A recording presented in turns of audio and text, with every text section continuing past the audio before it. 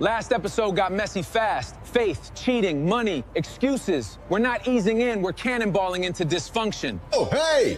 Today isn't about disrespecting faith. No, not even close, baby. It's about clarity. Where does belief and where does personal responsibility begin? Right where you're waiting on a sign turns into professional level avoiding. Because if we get that wrong, we just don't stay stuck. We're offending folks here today because I think prayer might be a bunch of bullshit, or am I just bullshitting you? Beautiful. We're 20 seconds in, and Thanksgiving just got canceled. Which is, what is one area where you're currently praying for a miracle? Fuck, man. Instead of doing the work you already know is required. That line just kicked every procrastinator straight in the lower back. I believe in hard work, putting in the hard work, making the good decisions. Maybe there's a third option for us, that prayer is a big part of the journey in life, and maybe that's kind of the point. Maybe the ambiguity is the point of prayer. That was smooth, then he landed it like a shopping cart with one bad wheel. A guy built a $420 million annual revenue business with himself. I knew I was underachieving, but I didn't need the number to slap me too. A couple of tools. That's it. $420 million, you guys. One person. And hey, women's cheating has surged 40%. Every guy watching just sat up like his phone has Face ID on heartbreak. And among men under 35, they now cheat more than men. Guys, the chicks are cheating out there, dudes. You got under 35 chicks are just getting down. Just cheating away everywhere. Yeah. I was getting driven by a gay guy, even better. John enters conversations like he got launched through the wall. In West Hollywood, maybe. Breaking news, nation. When wind picks up, we have permission not to do shit. We have permission to procrastinate. Breaking news from John Anderson. Dwayne, it's windy. You just gotta stay home today. Finally, a leadership model for men deeply committed to doing absolutely nothing. Within the last year, Sam Altman's CEO, there's been a few people saying that we're living in an era where you're gonna see the one-person billion-dollar company. Because this guy spent $20K, 2 months, building a GLP-1 weight loss telehealth company. He used ChatGPT, Claude, and Grok, writing code, Mid-Journey for images, Runway for video ads, 11 labs handling customer calls, custom AI agents stitching it all together. First year revenue in year one. One guy. I'm glad you're sitting down and I'm standing. $401 million. I hate inspirational stories that make me feel like a decorative lamp. You don't fucking get it. You're out there chasing the dollar. I'm chasing the juice. That sentence smells like pre-workout, ego, and a divorce from common sense. If money didn't exist, Yeah. what would you do with the rest of your life? If you put the work in, the money will come. If you put the work in, the money is going to come. True, but some of y'all put in 14 minutes and demand a Netflix documentary. But you have to want it, and you have to be interested in doing it. Yeah, well, and it's culture, John. We've been taught that, right? Like we talked about on the show many times. Like, okay, I guess I'm this age, I gotta have kids. I guess I'm this age, you gotta have a job. And then, like you said before, you wake up 50, 60 years old on the couch, floppy tits. That phrase just aged 8 men in real time. Like, holy shit, I got this job I've had for 4 years I don't like. It happens. It happens. Yeah. Yes. Are you gonna fucking enjoy your payments, or are you gonna feel like they're fucking squeezing blood out of you? That's the first mortgage ad that felt like a hostage video. They signed off on checkpoint 3. And then, so they basically said, we're wasting our time making you do these 2 other checkpoints. Just go do your job. You know, you're doing good. Yes. A compliment from a boss hits different when you were braced for trauma. I said, look, kiddo, you don't want to make the habit of jumping over fucking dollars for dimes. That line should be tattooed on every dude buying dumb shit for validation. Any entrepreneur's not going to fucking close his door on you and say, get out. He's going to go, holy shit. This guy's just like me. I want to help this guy. Exactly. Hustlers recognize hustlers. Losers recognize opportunity as too much work. So now what I've done, because I see another demand coming, and I'm at the fucking front of this one. So now it's already done. The whole fucking structure's laid out. We've got our first 3 betas going through right now. John talks like he's already living 3 business schemes ahead of Earth. Meaning they're tests, you know? We do everything. We buy the URL, we have the website fucking created, we post it offshore, the fulfillment is done, you collect the money, and every week you pay your tab. You get your bill at midnight on Friday, As long as it's paid by Monday at noon, fulfillment keeps going. Otherwise, your orders go on hold. But you collect the money. That part perked up every guy who loves income and hates carrying boxes. I'm gonna have him get a series of clones ready, so someone pays, they can be up and running inside of a week. He's building businesses like a drunk uncle assembles a grill, aggressively confident. In my mind, I think so. In my mind, just business spitting with you right now. In my mind, if I'm going into this, I'm thinking my expectation is it's costing me a setup type fee to get set up, and then my expectation is as the owner, I'm probably getting charged a monthly fee for it. But that to me would be a model I'd be happy with. Pay a one-time fee to set up, and then a monthly subscription. So it takes the pressure off of someone feeling like they're going to get choked by some sort of a static overhead that won't go away. And it's taking the pressure off of, because nobody wants to sign in to pay a big fee up front and then be sucking down a couple grand a month. That gets fucking scary, irregardless of sales. Versus, okay, it's $200 a month. See, now everybody relaxed. Men hear $200 and suddenly become strategic visionaries. But if sales is driving your bill, then you know you're always coming out ahead. Oh, someone's got even a little network, it drives itself. Rather than going and showing up and, fucking handing them a box, you just tell them to go to your website. Listen to this. Oh, Jesus Christ. This guy's had a fucking ear infection for 3 years. The show just took a hard left into animal pain and male panic. That just crushes what animals in pain. There's nothing. Sorry, humans, I love you. Nothing hurts me more than an animal in pain. Same. Tough guys go soft the second a dog looks even slightly inconvenienced. And so anyway, she's 14. And she started kind of slowing down. So he gave her BPC 157 just to see it would kind of liven her up. Yeah. She wasn't going up and down steps. Next thing, she's jumping up and down the steps. 2 weeks later. I was like, whoa, I'm going to fucking try this for Midas because it kills inflammation. Go ahead and get him some fucking BPC, dude. I'm telling you. Get my number from Keith. Dude, I'm telling you, it made a fucking huge issue. Killed the problem. I can't believe it. Now their only test is I'm going to do it for another week, probably stop and see if it comes back. Hey, Rico, prayer works because I was praying that this introduction would end soon. Because I've thought about this myself before. Like, if I'm drunk and I ask my 12 or 13-year-old to get us home, like we're living in rural Canada or rural California, and he gets us home, maybe it's not a bad decision. Like, driving around back roads with a case of beer was normal in my childhood. Every Canadian childhood story sounds like Supervision lost a fist fight. You know what? Dwayne Whitaker's watching jealous, John and John, that he's not in the bang bus with you guys. He's like, why the fuck am I not in the bang bus with John and John right now? There it is. The sentence, no HR department survives. So you know what I said about the fuck? If you're out, let's just say you're out camping and you're 40 miles from the nearest fucking road where another vehicle could be, that'd be the only time it would cross my mind. Well, on that level, I taught my daughter to drive when she was in, oh Jesus, at the end of elementary, like 6th grade. John remembers parenting milestones, like a man escaping a police interview. Fucking drunk,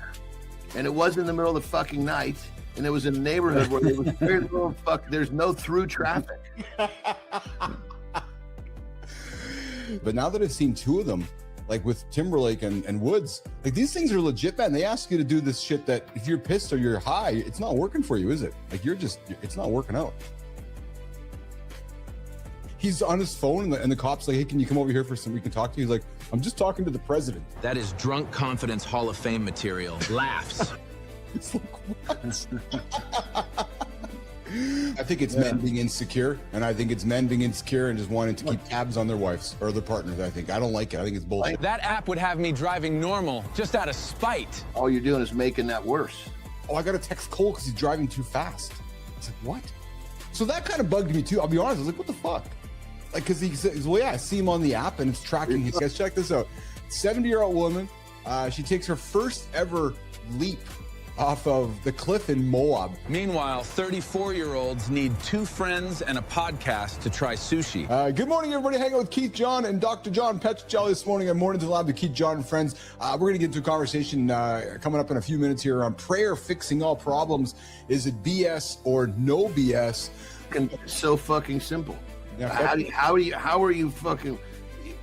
developing a relationship. John asks romance questions, like he's interrogating weakness out of the room. A loving relationship, respectful, all of the adjectives you want to include to a good relationship. Social skills is no longer part of school curriculum, but now when we, our refrigerator is broken, our TV is broken, we pitch it. With smartphones broken, we pitch it, we get a new one, right? I think that is spilled over into how we treat people. Then I realized I'm so happy I'm no longer on the dating scene, because ghosting, just kind of dropping someone just completely with no, as if you've died. Any part of your life, fucking talking trash about someone else, that is like the worst investment of your time. That person has no concept of the value of time. It's a form of osterism. I mean, it's like the extreme form of ostracism. Yeah, let's define this, Petro, because the whole ghosting thing. If you're in like getting to know someone, you don't need fucking closure. You need balls. Keep them fucking moving forward. Yeah. Now, if you're married, I get it. Let's have some closure. But we're talking about people getting to know each other. It's like at a fucking bar. Someone doesn't like you. You answer a fucking question. You talk to somebody else. I need closure. No, you need fucking balls, dude. Subtle, like getting relationship advice from a flamethrower.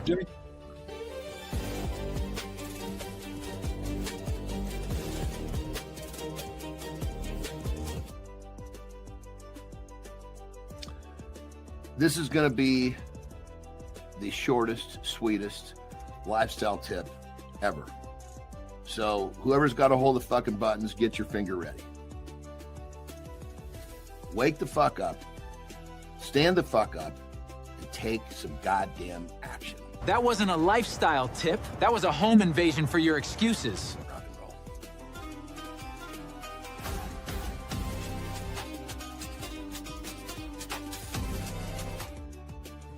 All right. What is your criterion for help? Like okay. What does help actually look like? Yes. And what do you believe is the mechanism that might lead to help or work as you might define it? So if you're comparing it to sort of typical placebo, homeopathic meds, or meditation, prayer will do basically the same sort of thing. Primarily, once you kickstart the positive expectancy, you remove that from the prayer activity, and you're not going to find the same effects on cortisol and immune function and psychological perspective. But when you look at the sort of the methodology, with the studies that remain that do not have a flawed methodology or a flawed interpretation of the statistics, there's really very little, if no evidence at all, that intercessory prayer has an effect on what we would set up as the criterion. We know this to be true because every time there's a mass shooting in the United States, every government official says we're going to pray for it not to happen again. And then it just fucking happens the next day, the next week, and the next month. If you don't believe, you're not going to achieve. I know that the brain is evidence-based and all that shit, and I agree with that.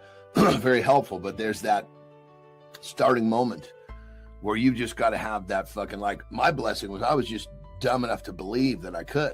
If I was smart enough to actually figure out that the odds were so far against me and I didn't believe, I wouldn't be sitting here. And I would say belief is a skill. You have to practice believing. Because the brain will constantly tell us that we're fucked up.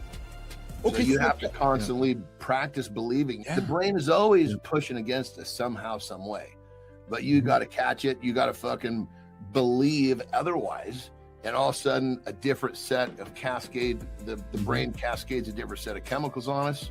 State changes, off we go. And you just divide individuals with positive versus negative expectancies, outlooks on their treatment. Yes.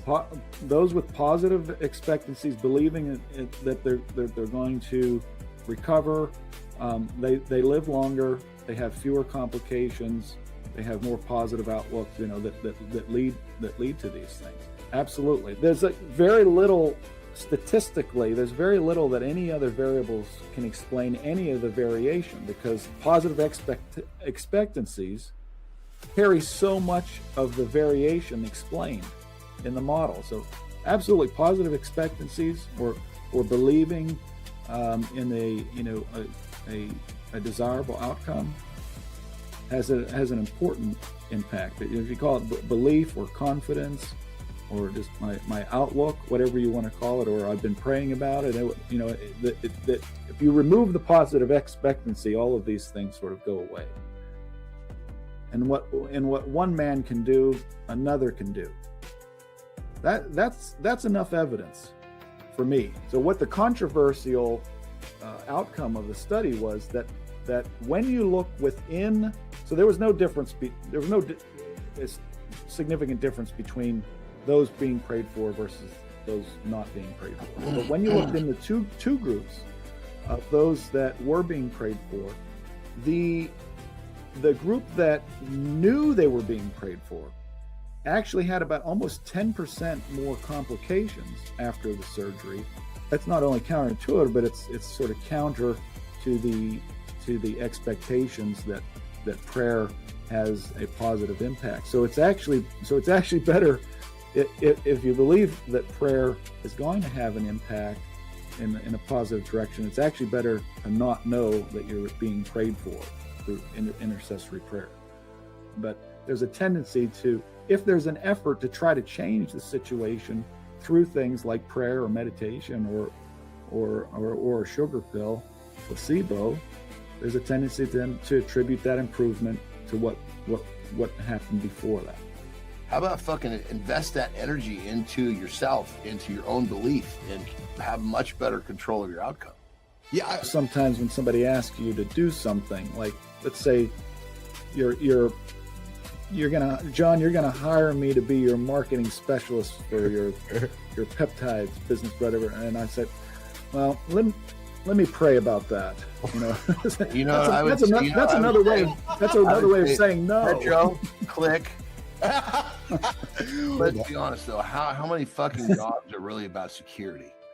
And anybody else out there that heard our discussion about prayer fixing all problems, or is it belief that fixes all problems, or is it just all bullshit? What is it? And I was having some fun with the opener, whether it's bullshit, because that's my job is to be provocative. My job is to drive conversation. My job is to provoke conversations, and I don't need evidence.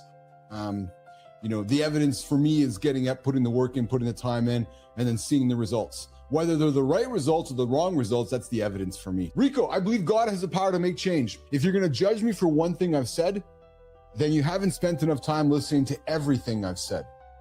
I'll say that again. If you're going to judge me for one thing I said, then you haven't listened to everything I've said. Because I think if you listen to everything I've said, you'd really know who I am.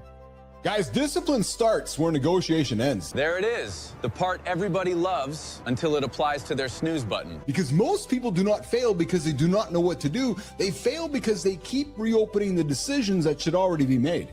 Because every time that you negotiate your way out of something, you teach yourself something dangerous. You teach yourself that your word means less when it's inconvenient, because discipline closes the argument with yourself. It removes any debate, and it says to you in your own mirror, this is who I am. This is what I do. This is no longer up for discussion. It's removing the option to keep betraying yourself in small, simple ways. Negotiation is restrictive. Let me invite you to think about it differently, because negotiation, what does it do? It drains your energy. It burns your focus, and it turns those simple actions into emotional events that just constantly plays on you. But when you think about it, discipline, what does discipline do? Yeah, it simplifies your life. There's no decision to be made, because when you stop renegotiating the basic standards, you free up energy for bigger things. No, we're tired from the friction of living without the code, with negotiating with our choices. That is not discipline. That is the man managing his own decline. That's not discipline, guys. That's just managing your decline, because once you start negotiating, you are going to get weaker. Not the dramatic ones, the small ones, the invisible ones, the moments where no one is watching and the whole game is just you versus your own fucking excuses in your own mirror. But guys, turn it around, because that is where the discipline lives. And that is why discipline starts where the negotiation ends. Not when life gets easier, not when the mood hits, and not when the motivation arrives. No. It's the man who stopped asking himself for permission to do what he already knows what must be done. Guys, discipline starts where negotiation ends.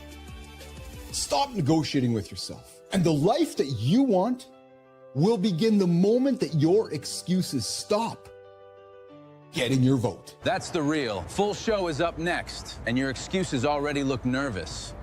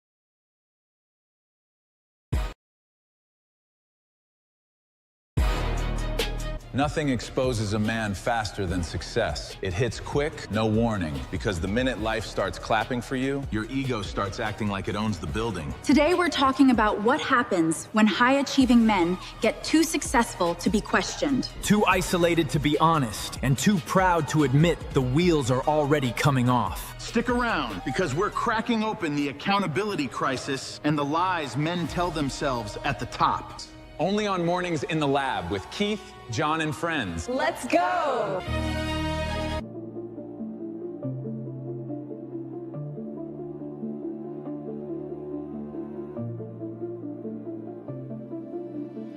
Good morning and welcome back to Mornings in the Lab with Keith, John, and friends. Your live morning show for real talk, motivating content, and big conversations.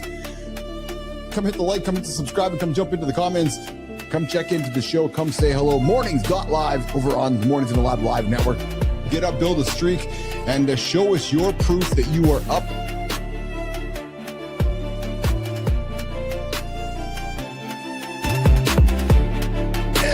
time you negotiate your way out of something, you teach yourself that your word means less when it's inconvenient.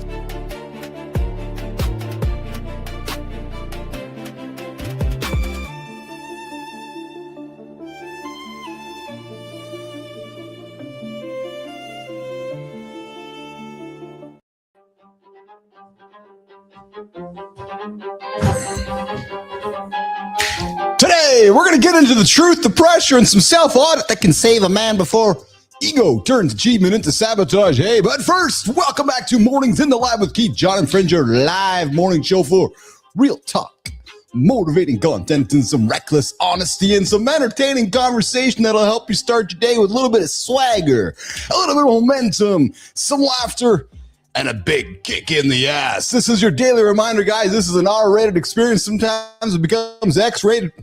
True mother store. We drop the F-bombs, the S-bombs, and some uncomfortable truths along the way. We might even leave it all over your back.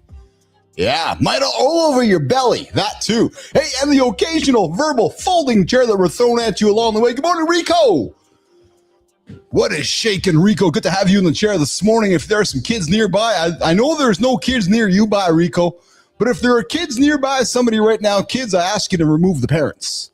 I ask you to remove the parents and invite you to go for a little ride along with the handsome chief and Uncle John Anderson this morning on Mornings in the Lab with Keith, John, and Friends. If you guys are lurking out there, hello. If you're creeping, hello. Or if you're pretending you just accidentally found us, well, hello as well. I invite you to hit the like, hit the subscribe, and jump on into the comments. Come say hello as you're passing by on this Easter Monday after the Easter long weekend. And hey, have you guys been on over to mornings.live? Because if you haven't, why not? Mornings.live and check in with the nation. Sullivan's there, Rico is there, Holroyd is there, Billis is there, Whitaker is there. What's going on, Dwayne Whitaker joining all the way from Jersey today. Look at that smile. Getting after. Look at the handsome chief getting after this morning as well. So guys, come check it out. Mornings.live. Come check into the show. Build your streak. If you're not building your streak, you're getting left behind. You're getting left behind the guy who is hitting the snooze button. And hey, we got a poll. We got a poll every day on the show. Today's poll is this one. Who actually has the power to call you out when your ego takes over? Is it your partner? Is it your peer or your mentor? Or is it actually nobody? Nope, nobody. Hey, and if you guys need somebody, I got somebody for you. I got a guy named Jimmy. Jimmy is the man. Yeah, Jimmy's the man who will catch you if you falls. Jimmy's the guy who has the power to call you out when your ego is taking over. So if you need somebody, just call on Jimmy. Jimmy. He's here in the lab. And of course, we got Kai. Kai's dropping the questions of the day. I've taken her off the poll. Yeah, Kai is now off the poll. We put Jimmy on the poll, and now Kai's got the question of today's daily question. If you're looking to have a dump, do you wipe or oh, sorry, Kai, that was the wrong one. Oh, if your inner circle had to be brutally honest with you, what's the one hard truth they would tell you today? What is it? They'd say, hey, Kai, use a bidet.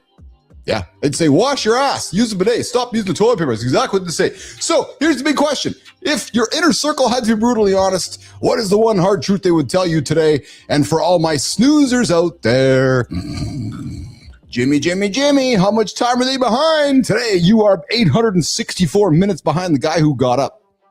Yeah, the guy who's been getting up since January 1st. Listen, if this doesn't motivate you guys to get your ass up and get going, I don't know what the hell there is. Like, true story. I could walk you to, I could take that horse and walk it to water. But if the horse ain't gonna drink, I've just done my job. So guys, I'm encouraging you every single day. I get to get up. I'm very grateful that my body says it's time to get up. Yeah. So I'm grateful that I get to get up every single day and I get to have this experience with you guys every single day. And I'm just saying, if you're laying around, you're going to be nonstop behind me and everybody else. As of today, 864 minutes behind. And you can track that. You can track that you're 14 hours behind over on Snooze Tracker. SnoozeTracker.mornings.live. What is the cost of 9 minutes? There is not another calculator on the planet. We invented it here in the lab. The Snooze Tracker. Yes, SnoozeTracker.mornings.live. It'll help kick you in. It's like you know what? It's like a macro tracker. Except it just tracks your snoozing. Snoozed, waste time. Hey guys, we're your daily accountability partner. Get after every single day, 8 o'clock live right here on the Mornings in the Lab live network. Of course, 7:30 Eastern time, we get started with Matty Roof. He gets going every single day. And on Wednesday, yes, we got Dwayne Whitaker's other half. Dwayne, I didn't say better. I just said other. Yeah, Dwayne Whitaker's other half, Show Whitaker, 8:30 Eastern time on Wednesdays, called called It Starts With Joy. I'm still confused why it doesn't say it starts with Cheryl, but it still says it starts with joy. So it starts with joy. Hewlett drops on Thursdays, the Jason Hewlett Show. And of course, we got Brianna Bass joining us tomorrow for No Safe Words, and the doc himself, Dr. John Petrocelli, on Fridays for BS or no BS. And Petro, I got your note yesterday, brother. I appreciate you trying out start.conversationos.live. I appreciate you giving that a shot.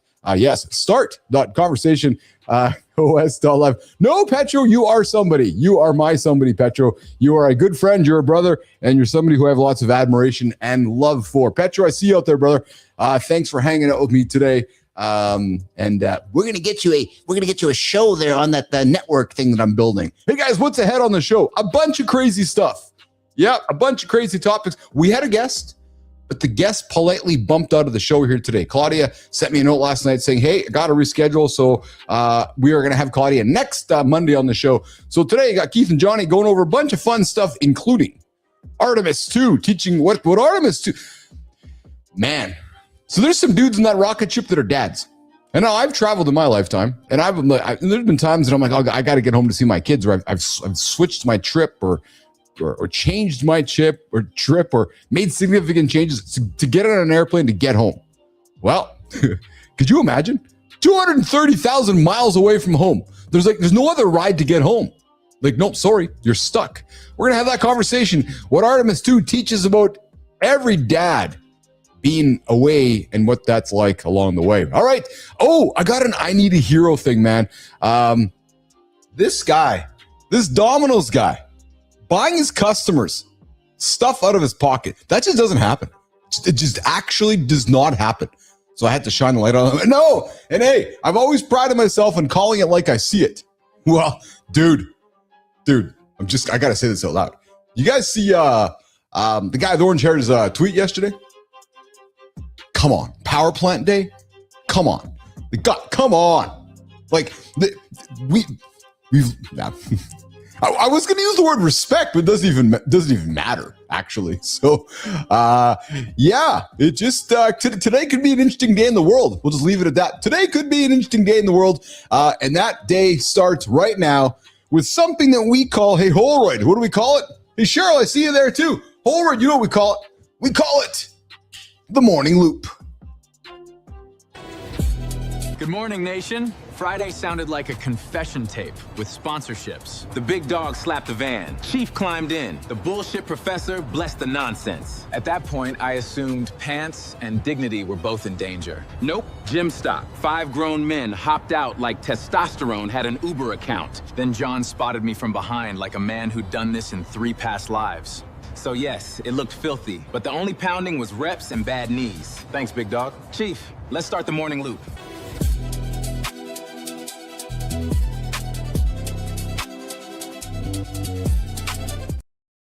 Are we talking pounding? Yeah, there's our very own Sterling and Preston talking pounding. I'm kind of lost for words on that one. Hey, speaking of lost for words, yeah, I lost a few words on the side of the bang bus on Friday.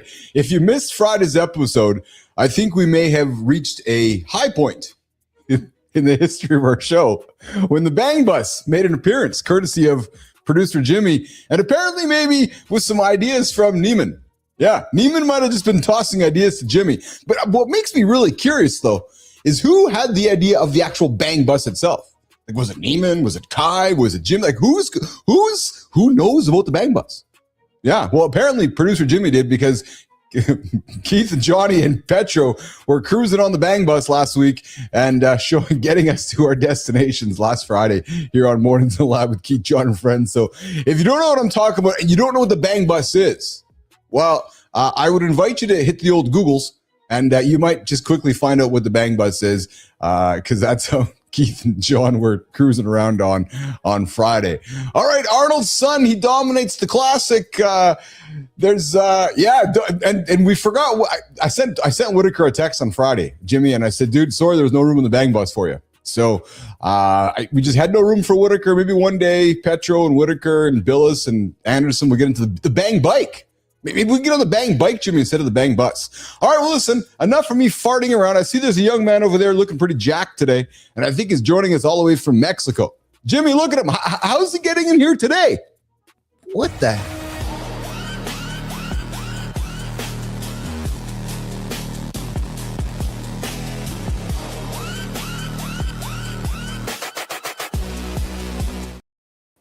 Whoa, that's an impressive set of wheels there, mister.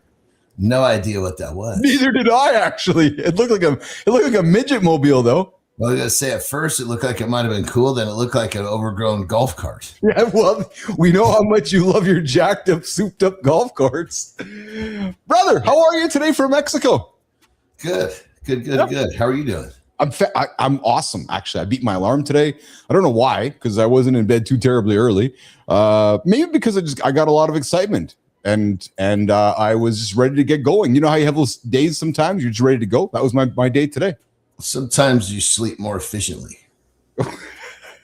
you always, I swear to God. Yeah. If you think about it, it's people think, oh, I'm in bed 10 hours. Yeah. Okay. Yeah. Well, you're fucking laying there getting very little done.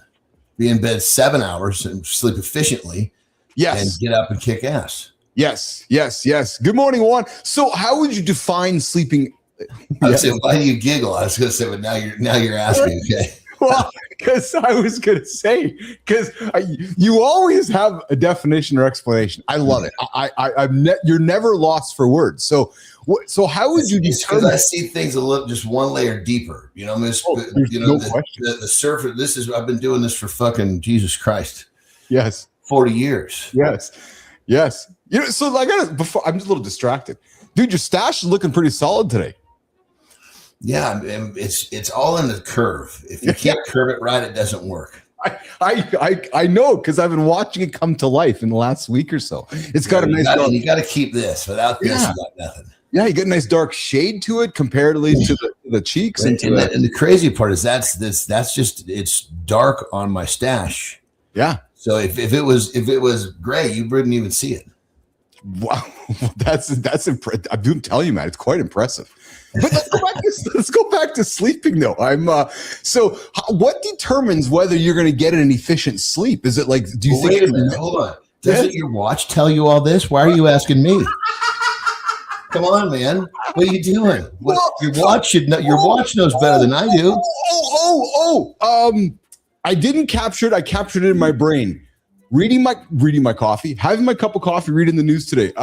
World's greatest golfer, Bryson. No, what's his name again? Bryson DeChambeau. No, is that his name? No, oh yeah, yeah. So one of the greatest golfers in the world. I think that's his name. Sorry, I'm gonna butcher it. Jimmy Kai, help me out here. Our nation, you guys listening, help me out here. Anyways, he's talking about like his golf game, and he's talking about the stats. And he's like, yeah, I pay a little bit of attention to the stats. He says, but ultimately, what matters most to me is how I feel. It's exactly what he said. I came on this from fucking day one. It's almost like I'm speaking a fucking foreign language. Yeah, thanks, Matty. Yeah, Bryson DeChambeau. Yeah, he's talking about how he's because he's clearly he's a great. There's no ifs, ands, or buts about it. And so let's make a ridiculous number. Okay, Yeah. And I say this to clients all the time. Like when they say, do you weigh yourself every day? Yes. Okay, big fucking problem. Yeah. Let me ask you questions. Multiple choice. You can only pick A or B. Your goal weight is 200 pounds. Choice A, you're 200 pounds. You feel like shit. You look in the mirror when you're naked. You're not happy with the way you look. Choice A. That's the first one. Choice B, you're 695 pounds. You feel fucking amazing. And in the mirror when you're naked, you look like a fucking rock star and you're happy as hell. Which one do you pick? Probably B. No shit. Probably. Are you your fucking mind? But you're making actually an even stronger point, because let's hear this though. So look at a guy like Rick Ross.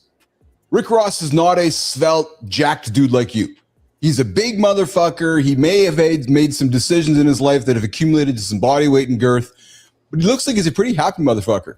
So maybe there's something to be said for he's feeling good. And I'm not here to, I'm not suggesting, I'm kind of flipping the coin on what we always talk about, but it's supporting what you're saying is that he's feeling good. A number doesn't dictate happiness. No, it doesn't actually. And it even goes back to, that actually, we're going full circle on this. It goes back to the bank account too, right? Okay, so you got $50 million in your bank, but you're not happy? Oh, maybe go look in the mirror. It's the same kind of situation, right? So you get, because here's the thing, Johnny, my watch told me today I had a bad sleep. True story. I was going to say, your watch probably told you opposite. It 100% did. Yep, absolutely. Yeah. It's because it's a metric that doesn't fucking matter. Well, it's a metric because it measures very definitive variables. It doesn't know what I was excited about this morning. It doesn't know that I was excited to get up and be on the show with you here today. It doesn't know that I was excited. It measures what doesn't matter. Well, so I don't know if I'd fully agree with that. I think it measures things that perhaps, so like, again, back to DeChambeau, and I'll challenge you a little bit too, because there are things that matter with numbers, like when you're putting retatrutide in, or you're in the gym. There's certain things that do matter. So we can't say they don't matter, but what I don't want to do is put so much emphasis on all that, and just because society's taught us not to talk about feelings. Numbers don't matter. They're a gauge. Okay, that yes, that's exactly the same. They're a gauge. They don't matter. You can fucking live without the numbers. Yes, so that's what DeChambeau said. Same thing, right? Yeah. Essentially saying that, because he said to the reporter, "You judge me week by week." He says, "I judge myself how I feel shot by shot." Right. And so it's looking at shit that everybody gets so fucking focused on shit that doesn't matter. Yes. But I mean, when it comes down to it, it's you asked my question. Yes. Right. Well, you didn't describe that you were bed early.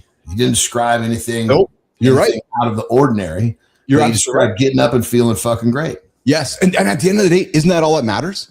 Like at the end of the day, right? That's all that matters, right? That's to me. So, but back to the original question: how do you decide how you're going to have an efficient sleep, or do you think it just happens? And I'm being serious. Yeah, I mean, you don't always have control of that. You don't. You do. I mean, there's a lot of things that you can do to get yourself in the guardrails of where it should happen. Yes. Yes. Of course. All you can do is control what you can control.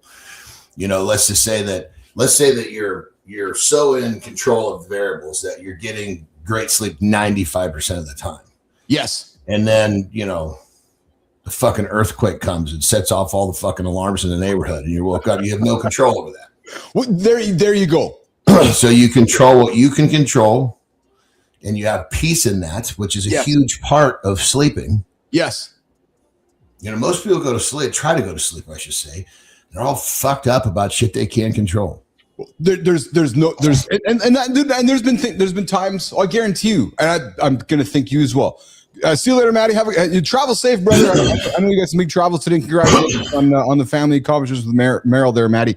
Roofy's on the way to do some dad duties there. So Roofy, get after it, pal. No, I'm with you, John. There's been times that I myself would go to bed and get all freaked out and not sleep because my brain just gets out of control. Dude, was it maybe sure before we left? Yes, left California. Yeah. So there's I love to support the local businesses. Right? Yes. I try not to, especially here. I mean, fuck, I'll go to a mom and pa establishment over not many blockbusters here, but point of being is that I want to support. Yeah. Anyway, and the son of the owner is 2-generation business. He's like, man, he goes, I just so appreciative, blah, blah, blah. And so I see him, and he says, because he's also he's a musician. He's in a band. Oh, cool. I'm like, dude, fucking keep going. Fuck, yeah. And he was telling me how he was converting like a bedroom / closet into a sound room so he could record in his house. I was like, dude, that's fucking great. Yeah. That's it. I'm talking to him. He said, he goes, I think I'm going to put the studio on hold, or the sound room, whatever you call it, on hold. We're getting ready to go into World War III. And I'm like, dude, if you're waiting for the fucking right time to build that thing, it's never going to come. I said, you are doing exactly what they want you to do, which is all fucking freaked out looking over here, not progressing in your life. Yep. Yes. And most people have some variable like this. Maybe not World War III. Maybe it's their fucking mortgage. Maybe it's this. They're focused over here, so they can't do what they need to do over here. And it comes right sleep is part of that. When you're all wound up over something, especially when you're focused on a number that doesn't fucking matter. Yes. Rather than controlling your variables, finding your peace, laying down to go to sleep, you're never going to fucking sleep efficiently. Dude, that's why I love having sex before I go to sleep. Like, I'm serious, because it's like a nice release. I'm relaxed. I'm in love. Oxytocin's through the roof. I know it's not for everybody. I know some people get energized and want to jump out of the bed and go climb mountains and do crazy shit. For me, Johnny, it's I'm obvious statement release, but it's like I know I'm going to get a good sleep. I know for sure I'm going to get a good sleep if I have sex before I go to bed. Yeah. You said oxytocin. We're actually finding now that oxytocin there's a lot of longevity connected to that. Oh, talk to me. Yeah, because there's a peptide that you unlock with that, isn't there, Johnny? Mm-hmm. Yeah, I mean, it's just kind of the front end of looking into it, but this makes a lot of fucking sense. Yeah. Right? Yeah. So when we get older, what is one of the number one things that we need to stay alive? At the very end, there's a difference between two guys laying in bed, twin brothers. Yes. There's one big difference between the guy that's going to live through whatever they're going through and not. Yeah. Like, are you will to live? You're talking about love or water, or like what do you? The will to live. For sure. Okay. Yes. 100%. No question about that. All of that. It's yes. The will to live. Yes. Yes. Okay, I would agree with that. Oxytocin creates, connection and relationships. If one of those guys had zero connection and relationships, where's his will to live? If another guy can't wait to get out of that fucking bed so he can have his kids sit around him, so just by the nature as we get older, we have less oxytocin, which means we connect less. Yes. The less connected we are, the less of a will to live we have for our relationships. Well, that's why, and I have some family members I've talked about on the show before, and I know my dad's listening. My dad listens in, and I have some family members, John, that I swear that are just living to die. And it makes me sad. Like, they get up, go through the movements, bitch and complain, go to sleep, get up, go through the movements, bitch and complain. You know what I mean? And it makes me sad, man, because I'm like, oh my God, like how can you help somebody like that? You can't. You can't. Program, dude. They've lived that way too long. Because they started off with, I always get fucked. Man, I always get fucked. They're guaranteeing that that's going to happen. They're calling it upon themselves, chasing negativity. Like so then it leads right into why do I want to live tomorrow so I can get fucked again? Yeah. Speaking of getting fucked, I got to read you something, man. Yeah, not fucked in a good way. Well, so there's a country that might get fucked in the next 40 hours. Just listen to this quote from apparently a leader. Because I know you have it. So Tuesday will be power plant day and bridge day, all wrapped up in one in Iran. There will be nothing like it. Open the fucking strait, you crazy bastards, or you'll be living in hell. Just watch. Praise be Allah. And then he signs his name. Like that is a leader of a country. And I'm just, like I said, I'm going to call it out like I see it. I don't care if you're leading. I don't care what you're leading. That's the language we are using. Blows me away. I'll just leave that there. Well, here's the thing. Yes. The dude's creating change. Well, so I will not. I had this conversation with my dad yesterday, and that I will not argue with about. I will not argue with that. The world.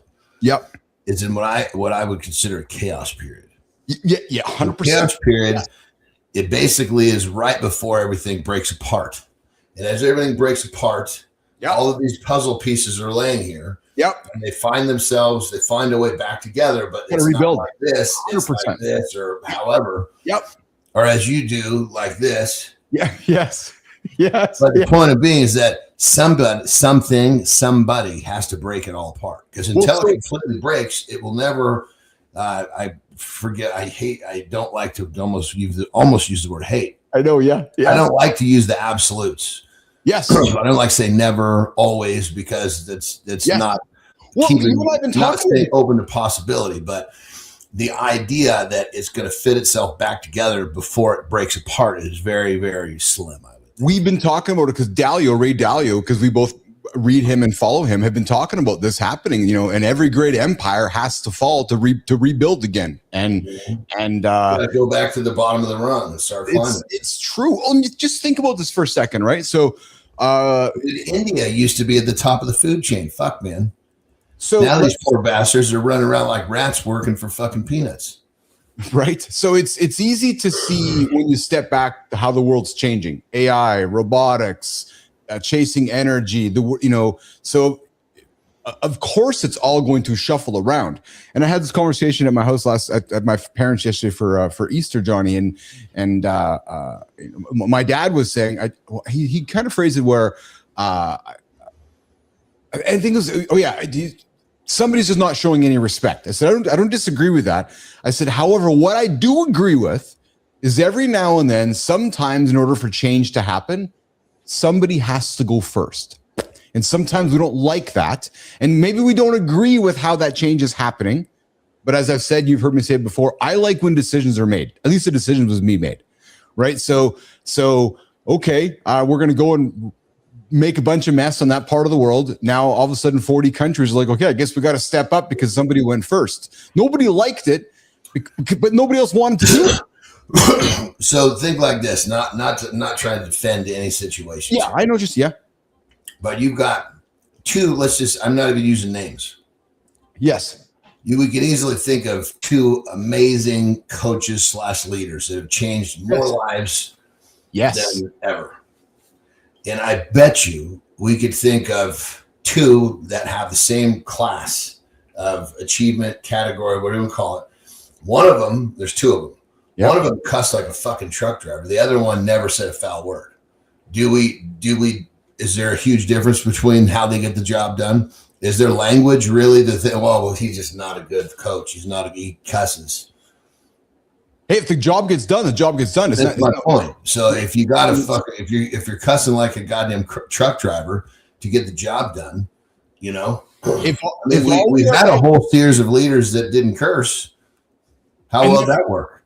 I will not disagree with you, brother. I know. I know. So so there's two sides to this, right? So I giggle because we this is the world we live in with the kind of language we're using. However, I will contradict myself. If this is what it takes to get results, then good. That's what it takes to get results. I'll tell you what it takes is nothing more than fucking a goddamn wrestling show. Oh, that's all that it is, isn't it? It's actually. I mean, you think that Obama doesn't say? Well, he might not say fuck, but but you know what? The thing is I understand the idea of leading. Like when I coach, youngsters. When I was in person coaching, like the preteens, yes, I never say a foul word. It was too early for that. Right. Too early. I couldn't. But then when I got with the guys, I was taking a D1. I was right in their fucking face. Pick that fucking thing up, goddammit. Oh yeah. Well, Johnny, there's a clip, and I should have grabbed it. But that's hold on that level. So. What is the fucking public? Do we truly have to treat the public like preteens? Well, no, but public wants results. Public doesn't like to see sometimes what happens to get the results. That's often what it is. Oh, you had to do that to get the results. Yes. I don't think the public knows what they want. No. They want a bitch. Well, so it's interesting to hear you say that. So I got a clip from Zuckerberg, and so the world's complaining. So fascinating, actually. Because all we're getting is AI generated crap. Oh, I'm getting AI generated crap. But he's like, well, but you guys chose it. Follow my line of thinking here. When we first started on social media, we were all wanting our friends' feeds. Friends. And then over time, humans started going, well, actually, I'm more interested in that stuff over there than the stuff from my friends. Dude, I know. I mean, it's fucking 100%. I mean, dude, if we took let's just say that we could usher 1,000 people through here. Yes. Kind of like Bonnie Blue. I know you love talking about that. You fucking brought her name up, Anderson. You did not. You are never going to live that down. You are never going to live. Secretly, you wanted to be one of those fucking guys in line because you talked about that nutty fucking bitch more than anybody. I never even heard that bitch tell you. We're hearing this bitches every day. I had to email Lauren and say, will you tell him to fucking shut up with that, please? It's April 6th, and you brought up Bonnie Blue in April already. I told Kai I'd pay her a couple $100 if she booked Bonnie on the show not to tell you. Dude, let me tell you something. That's the day I'll leave before I'm supposed to. But it's okay. So you were saying... I didn't fucking lost what we were talking. Oh, yeah. If we Bonnie Blued the men. Yeah. Let's do men. Bonnie Blued men through here, right? Oh, you're bang on with what you're saying. And we asked them, what do you want? You got 5 seconds to answer. Dude, they would all be... Yeah, true story. True story. They can't answer. So that being said, is it fucking surprising? No, so that's what I said. So when I saw that clip from Zuckerberg, he's basically was like, you guys chose it. And I'm not saying, I'm obviously paraphrasing it, but we follow data, right? And if we as humans are going, we don't like that, we like that, well, then we're going to keep, because what do you always say? And Petra always says, follow the money, right? So, dude, it's like a line of sheep. Yeah. First one, we know the first one knows what he wants because he's on the way. He's leading the pack. Yes. How many fucking sheep deep do you go before they don't have a clue what they're fucking doing in line? Oh, I know. Not very many. Oh, no. Good morning, everybody. I'm hanging out with Keith and John this morning on Mornings in the Lab with Keith and John. Bringing some energy. You can tell we haven't talked for a couple of days because you're hearing the fun and energy come to life. Hey, so I got a positive news story before I flip to Arnold's son, who just did a big contest here that I want to get your commentary on. There's a dude in the world's full of crappy shit, so I wanted to put something quite positive on here this morning. There's a dude out in where is he? An elderly pizza driver, Johnny. This guy received over $50,000 in tips after going out of his way to pick up a customer's Diet Coke. One guy gave him 50 grand? No, so a GoFundMe campaign was set up, and he was I'm just trying to find the full story here. He was where is it here? Yeah, there he is right here. So here it is right here. So over $50,000 has been raised for a Domino's delivery driver, Johnny, who went out of his way to get his customers Diet Coke when he realized that Domino's was out. So the guy doesn't work he's actually a driver for Domino's. He's 68 years old. He's from Idaho. He stopped at the store himself to pick up Diet Coke for us on a busy Friday night during deliveries, completely out of his own. And along the way, the guy's been working at Domino's for over 14 years, second job. He's retiring in just a few weeks. But somebody started a GoFundMe and raised the guy 50 grand just for being a good dude. Like, I don't even know what to say to that, but being a good dude, going to buy Diet, like really no rhyme or reason. And they just, all of a sudden, the GoFundMe gets 50 grand for the guy. It's an absurd situation, frankly. So I'll tell you what's not absurd. Arnold's son, Joseph Bana, Johnny, competed this weekend. And I want to quickly pull him up here. Have you followed his, and I expect to know the answer to this, but just because he's Arnold's kid, it makes me somewhat interesting. But he took home first in the classic physique at the INBA Iron Gladiator and just earned his pro card.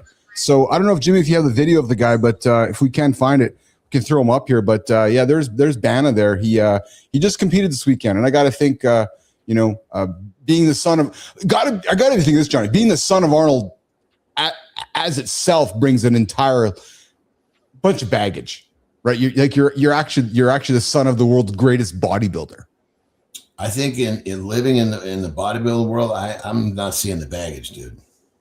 No, no, hold on. I mean baggage in the terms of like, okay, do people see it as like shoes to fill, like your dad, or do you think there's enough respect, which is like, dude, you're not trying to fill your dad's shoes? Like that's what I'm trying to say. I didn't mean baggage like I said, you got to bullet negatively, which is holy shit, you're going to be compared to your dad all the time. That's more what I meant. Well, but you think we got to go to the underlayment of the story. So if you understood this, maybe it would be a different position. So INBA is drug free. Okay. Not drug tested, drug free. Okay, I don't know what the difference. What's the difference in that? Can you explain it to me? Between it's a play on words. Hear me. Oh yeah. Oh, sorry. Okay, yes. It's a drug tested federation. Yes. Yeah. Or it's a drug free federation. Yes. Got you. That's a drug free federation. Got you. So Arnold was not drug free.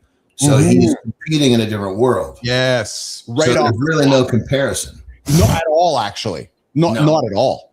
I mean, granted, people love the fact that he's Arnold's boy. So he's, if anything, they fucking welcome him with open arms. They're like, oh, fuck yes, we want you in our contest. I mean, I mean, it looks great, but as you see, there's a world of difference between enhanced athletes and non-enhanced athletes. Oh, no question. I didn't realize that because I have eyes as well, but I never thought it through the way. Keep in mind, if he was in the open class, that might be a little different because now there's, if anything, now you're more in a direct line of, it actually makes me wonder if he chose that for that reason, Johnny, which is like, you know what, I'm going to choose this path because I don't want to have the comparison to my dad. I'm just thinking out loud here with you right now, which is, you know what I mean? Which is a good question. I don't know. I mean, his dad probably told him, not to do it. Right. Sure. Well, or would have given him all the knowledge for him to make his own decision. But it's certainly, the world has changed since Arnold was doing it in terms of what happens to get to that level. Look at Arnold versus look at the new guys, the guys in the current. Oh, yeah, no, yes. So it's just a different, I'm trying to think of, Arnold was playing with a 6-shooter. We got fucking AK-47s flying around the stage now. Right. It's a much more dangerous game. Yeah. So, it's like Russian. I'm not saying that it's sure death, but it's like Russian roulette with 5 bullets in the chamber versus 1. I'm certainly I'm looking forward to the enhanced games coming up here. I think it's next month in Vegas, right? Where they're open. Like, and anybody who is enhanced can be in the games. And what I like about that is that there's no pretending. It's like, oh, we're in the Olympics, but nobody's enhanced. The only people that fucking pretend are the people that don't know. You know what's crazy is that we still live in 2026 where we naively watch things like the Olympics. And there's still humans that don't believe that none of that exists. It's like, what, you know what I mean? You know what I mean by it? The Olympics, but I totally agree. But the Olympics, there's a college try. Hold on, back it up. Say it again. Oh, okay. Yeah, okay. That's fair. Yes. Yeah. There's a college try in the Olympics. Yes. They're supposed to be drug tested and drug free. Unfortunately, because it's a business, it's not always the case, but and most people have no idea that the Olympics is a business. Like when I found out that's what kind of choked me. I was like, God, that fucking blows. If it's a business, I mean, NC2A fucking players now make more than Olympic athletes in general. Oh, no question. Holroyd's come back, says Mitchell Hooper did a video saying that the enhanced games won't let him use BP 157 or TB 500. Interesting, actually. And then we got cool to see a dude confidently wearing a trilby and or fedora in 2026. Hey, Cassidy Frank, and I'm not sure where you're joining me from. And I got to be honest with you, I'm curious by your comment because I don't know what's of course I'm confidently wearing it. I love my hat. And then Holroyd comes back, Johnny, and says they're only allowing him to use substance approved for human consumption. Oh, because it's considered still a research product. I'm just thinking out loud right now is what I'm suspecting. I don't know the bylaws, but it sounds like that's enhanced with there's a list of drugs that. Oh, yes, that would be approved. Yes, yeah, and I mean, I'm sure they do that for legalities. Yes. I mean, can you imagine if you had a contest where it was we promoted that you can do whatever you want? Some fucker's going to sue us. Oh, for sure. 100%. Like I would imagine, to your point, and I'm being serious with what I say next, I bet you cocaine is probably on that list for approved. Because if it's going to help you, and I'm serious, if it's going to help you get through something, they're probably saying, fuck, take it, do a spot of cocaine. But is cocaine approved in medical use? No, but it's still, what fucking list are we creating here? Well, it's Keith's list. No, it's Peter. I mean, cocaine's on it, but fucking peptides are not. I mean, what the fuck, dude? How do you put those two together? That's funny when you put it that way. Jesus Christ! What's in your coffee this morning? Okay, just so everybody listening, this is the guy. I'm coming to your rescue here, brother. It's the guy who's never been in this world, so his brain does not connecting dots quickly. Hey, I discovered Anatoly a while back there, Johnny, and I've been enjoying watching his lifts here because he's so fucking strong, man. But you can teach me on this one. Watch this one. I guess just a basic movement for you, right? Like nothing super about that. It's just like a regular morning there, right? Like look at that though, dude. Those are foam plates. No, those are real. You can tell they're not. I mean, the bar's not bending like it would if they were all. Those are probably lots of lighter weight plates. It was still fucking savage. Yeah, well, yeah. You can see like when he's moving that bar around. If those were all like 45 plates, that bar would be flapping its wings. Oh, for sure. But I mean, any way you look at it, it's still savage. Yes, yeah. Okay, he's moving. See, the way he was moving he's very well trained in the actual techniques of the movements. Oh, no question about that. Hey, Cassandra, from Australia. Welcome from Australia down under, mate. Just mentioning because it used to be a trend in like the late 2000s. Reminds me of a simple time. Yes, it was a simple time back in the 2000s. Well, the two guys on the show right now were back from the 1800s when it was actually a more simple time. But Johnny, I'm gonna peacock for a second here for you, brother, because producer Neiman just backing me up, brother. Cocaine hydrochloride is legitimate, though rarely used. Prescription medication. Oh, there's your prescription. Schedule 2. Utilized primarily as a topical local anesthetic and vasoconstrictor in nasal, throat, and ear surgeries. It numbs tissues and reduces bleeding due to its potent, rapid-acting ability to constrict blood vessels. Well, I would imagine something that's used during a surgery is probably not on that list. I imagine it wasn't either. Hey, so since we're moving from Anatoly to, you've always said that you would operate very well in prison, and I think, and I don't know, I guess I would because I feel like sometimes I'm in prison. You know, you would be everybody's favorite prison brother. You would operate beautifully in prison. Yes. Well, I found a video of you in prison. That's you at the top. Look at this guy. Like, you talk about committed. Like, the guard walks in, is like, where's the guy? He's on the fucking ceiling. Oh, Jesus. I thought that was a bunk bed. I see his head now. Holy shit. Like, that is savage, dude. That is a committed human being. By just, so ever since you made the comment that, a while back going, I would operate well in prison, no, it's actually not AI, Cassandra. That's actually a real thing here. I found it. Is that, how do you know it's not AI, by the way? I grokked it and Grok said, no, it was real. So Les Grok was lying to me, but I quickly grokked it. Well, I mean, at least it's not left to our own eyes for sure, Yes, but here's the thing. I have been asking myself if I would operate well in prison because of the structure, and there's something to be said for it. I probably would, because it's just literally 1 + 1 = 2, and go to 2 + 2 = 4, and then repeat the next day. And you probably are not making. You're not gonna have a lot of chance to step outside the boundaries. I mean, it's definitely a person that welcomes structure. I rarely get into a situation of structure where it's too much.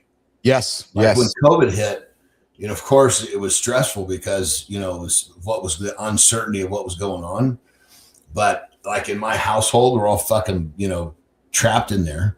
Yes. I mean, we didn't stay in the US too long. We went to Mexico. We came down here where there was no restrictions. Yeah. Or very little, I should say. Yeah.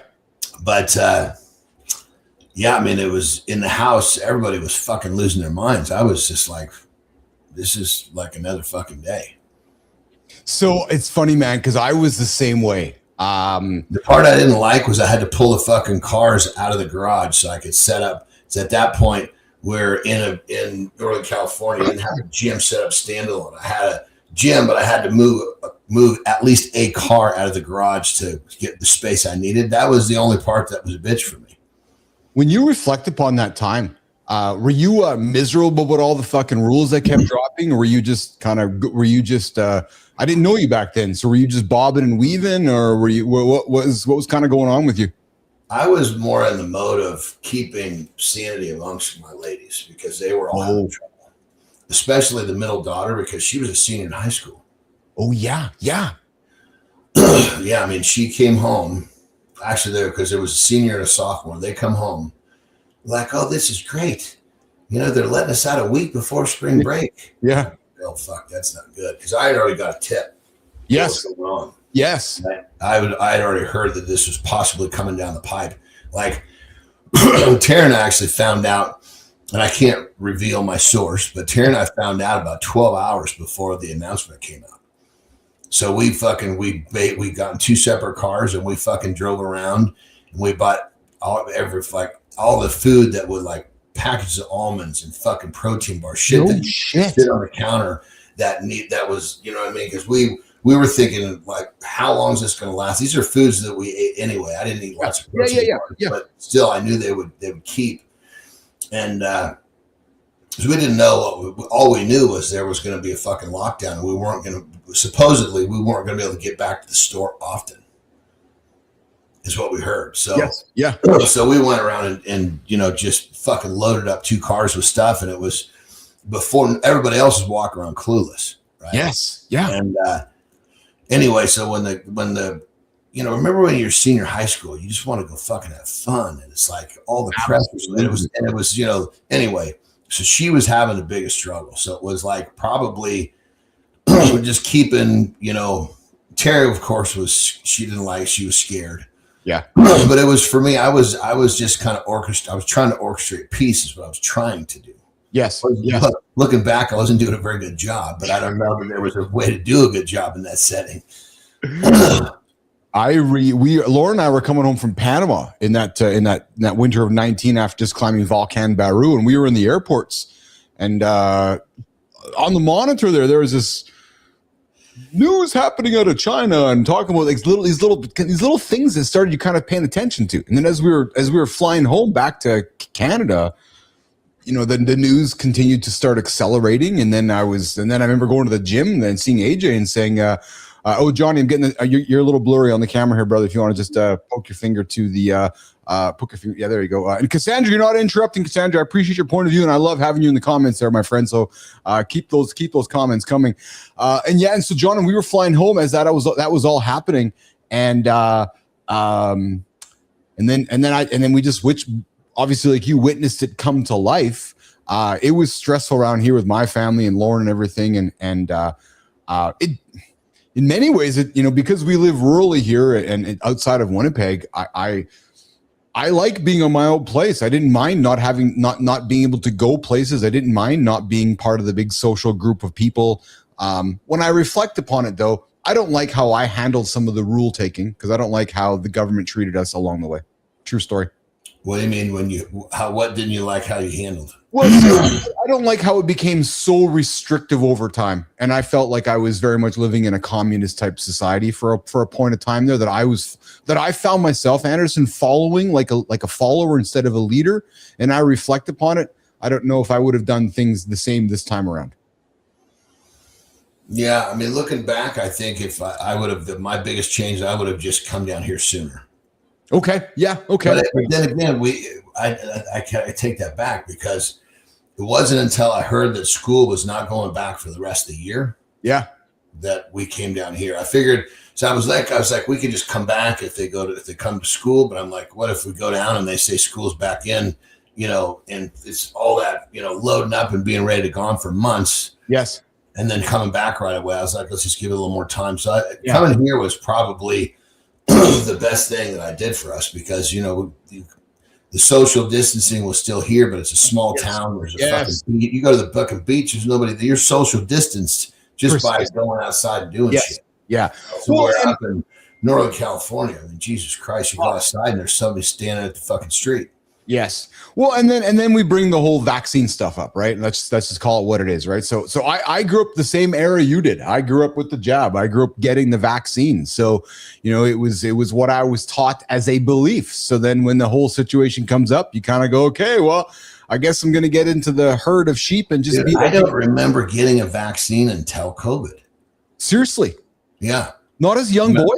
Like not all those little fucking things in your arm. Like you don't got marks on your arms, John. Like I'm serious. I know, not because it leaves like that little fucking. Yeah, totally. I don't have that. No, because I have one in mine. Yeah, seriously, eh? Well, that fucking helps. That helps me understand you a lot. That's why you goofy's a motherfucker.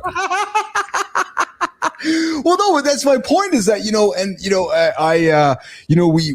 a certain percentage of the society was growing up in that. And then all of a sudden it's like, you got to take it. It's like, I don't subscribe very well to the you gotta. I don't like that very well. You gotta.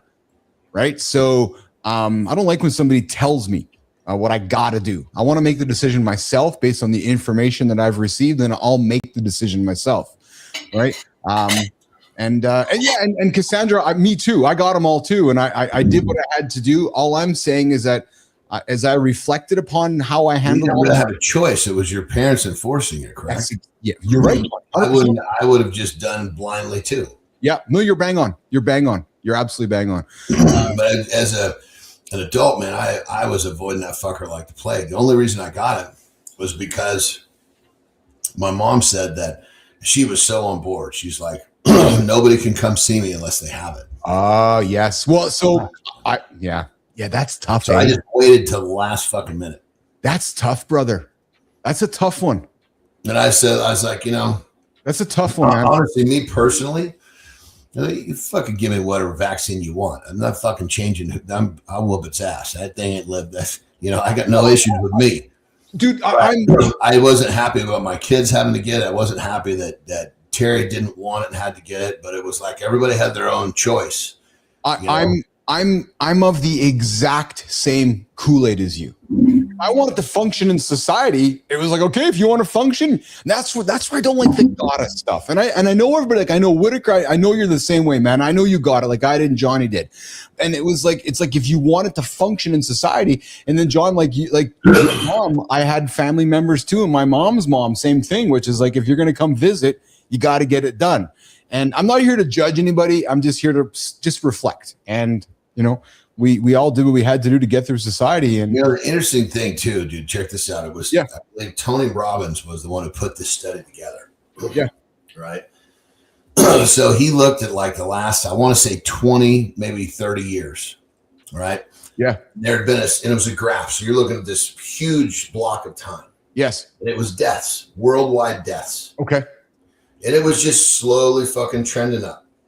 Right. Yeah. Just like that. Yeah. You really didn't see any big fucking none of this, right? Well, if COVID was killing everybody, where was the spike? Well, right. All they were doing was changing the name of the deaths. Yeah. The flu, and I'm not trying to be conspiracy. I know. I'm not talking about you. I'm talking about people listening. I'm just a purveyor of information. Yeah. But then as I started digging, I saw them like, fuck me. So I went and talked to my friend that's a nurse. And she's like, we are clearly instructed if there's COVID anywhere close to this death, we report COVID. Because most people don't know, hospitals were getting paid to report COVID deaths. Oh, in the United States? Yep. And hospitals are privately owned. It's a business. Yes. So, 2 years before, nobody was getting paid for fucking the flu. The common fucking flu kills unheard of amounts of people every fucking year. So all of a sudden, those flu deaths or God knows whatever, there was some series of deaths that it could have been a car crash. There was all sorts of fucking shit. They were just tagging everything they could COVID because they're getting paid. Yeah, it's we got a note from Neiman here. We exist again. I'm a purveyor of information. Well, I'm not talking to you, dude. I know you understand. I'm talking to everybody else. Yeah. Well, it's Whitaker said it here too. A man killed by a train, and they called it COVID related. Right? It's like he was in COVID fog, and he walked into the side of a train, and one leads to the other. We got Neiman saying we existed in South Africa in the thick of COVID and dodged a lot of the restrictions. We had a pretty good time while the world was shut down. And what I should be a little bit more honest, I should say, Mom, if you're listening, I'm just a purveyor of information. Yes. Yeah. Yeah. I'm not surprised though that you took off to Mexico. I would have done the same thing. So now that I know this, I would have been like, if we were friends back then, I said, Johnny, I'm fucking attaching my train to you. We're going down together, man, because it's like, let's get the fuck out of here. Like, seriously. I'm sure that's what your mindset would have been, Terry. Let's get the girls. Let's get the fuck out of here. Period. Point blank. Right. I mean, it just made so much more sense. I mean, well, yeah. It'd be like, choosing to forget Mexico, right? Yes. Just choosing to go live in a very, very non-populated area. Oh, there you go. Yeah. Yes. Yeah. Well, and we do. And so I live outside of Winnipeg. Like my little community here has got a few hundred people. The city is like 8 minutes away. And it's funny because even just, the social distancing aspects out here, just in rural Manitoba, where, when you look back now, you kind of laugh at it going, fuck, man, we had to do that. We had to do what? Right. And that's one thing where I love that we have the resident bullshit professor in our corner listening every day and every Friday, because when we have these kind of conversations, we can always root it back to like the bullshit professor. And that's why this shit we've joked all the time, they, right? We live in an era where they said something, whether it's true or not, and then it turns into bullshit. Next thing you know, the world is following something that's not real. And that's what's scary about the world today, man. They said this, they said that. Oh, that must be true. Well, who is they? Exactly it. I know. I get all the time with clients what people say. Yes. People yes. say. Yes. The simple question is, okay, I hear you loud and clear. You're acknowledged. Got one simple question for you. Who are people?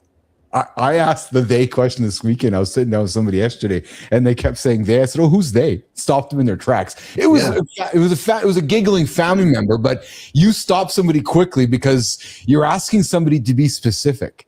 Because often we as humans just make a general statement, and if you're listening and you're a good listener, so who is they? That really wasn't what I meant. They are the people you don't want to follow. No, exactly. Hey, John, we talked before about Viagra and sildenafil and Cialis and so forth. Well, listen, get this one, man. The Viagra ingredient just did something that changes everything about a deadly childhood disease. Sterling Preston, set it up for us. This starts with Viagra and ends with hope for a fatal childhood brain disease. That headline sounds like a joke, but the science is real. Researchers screened 5,632 drugs, and sildenafil improved mitochondrial function for Leigh syndrome in lab models in early cases. Now it has orphan drug momentum. Breakthroughs can be old drugs with new questions. For rare disease families, ask about trials and repurposing pipelines. So I know you're a fan of cells and cell work, so I thought of this one. So mitochondrial. So a screen of almost 6,000 existing drugs, Johnny, identified sildenafil, the active ingredient in sildenafil, Cialis, and there's the yellow one there, as the strongest candidate for improving mitochondrial function in patient-derived nerve cells. So what they're finding is in 6 off-label human cases, improvements include a 10-fold increase in walking distance, fewer metabolic crises, and stopped seizures. So it's called Leigh syndrome. It's rare. About 1 in 36,000 children, John, are diagnosed with this. When pediatricians have been giving kids this sildenafil, they're actually finding much improvements. So again, you've talked about it before. Sildenafil was being created for a heart drug, and then we discovered that it was good for erections. So again, just another drug we're finding is used for things that aren't as obvious. Crazy. We're developing a drug, and we're like, okay, fuck, it's really not working. Yeah. Like we wanted it to. So let's look and see what the study says. What's it making everybody do? Oh, they got boners. Okay, well, here's our new fucking plan. Yes. Yeah. Yes. Yeah. Meaning, okay, we're not trying to cure this anymore. We're just giving boners. Rewrite the marketing. Well, and then resubmit the ticket to the FDA. Let's go. And there's somebody sitting in the business office who's like, wait a minute, boners, sex, money. All right, we're now marketing to men to make boners because we're going to make a shitload of cash with that message. Okay, we're going to reset hour 2 of the lifestyle tip with Anderson. We're bringing some energy this morning with Mornings in the Lab with Keith, John, and friends. We've got some, am I stupid, Cassandra? No, you're not stupid at all, actually. I appreciate you hanging out with us this morning. We're going to come back with a conversation around accountability and high achiever. But before we do that, people are bitching left and right about the price of beer, Johnny. I only know this because I read about they complaining about it all the time. Well, a young lady took it into her own hands. I guess she went to a football game, and I don't even know how to describe this. You know you need to drink beer bad. Johnny, that entire jacket is beer. Look, like her whole lining. Genius is that, dude? That's fucking genius, isn't it, actually? Like, that should actually be a hiking jacket. Like, I'm thinking, like, if you need fluid. I guarantee that was not made for beer. That was made for something else. Yeah.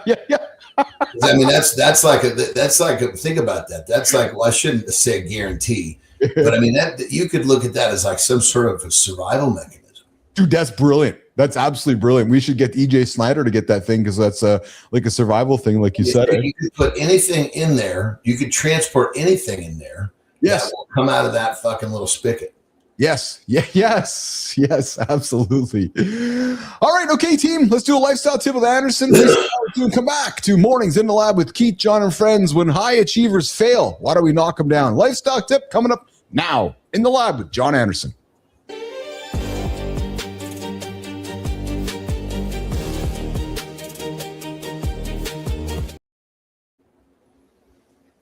Lifestyle tip time.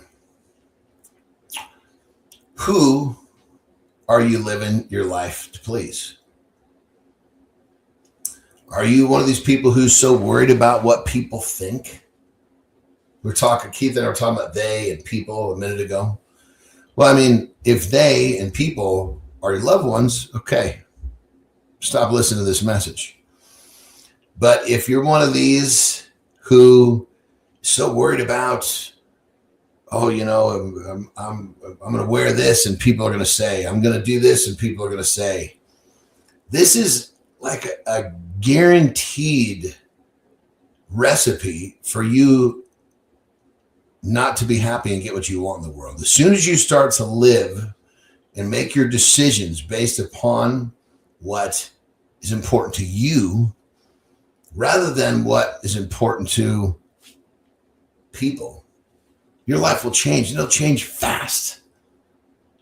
As soon as you stop giving a shit about the people around you that don't matter anything to you, everything changes. So ask yourself a question. Are you making decisions based upon what people are going to think? Or are you making decisions based upon what you think? Ask yourself that question. Rock and roll.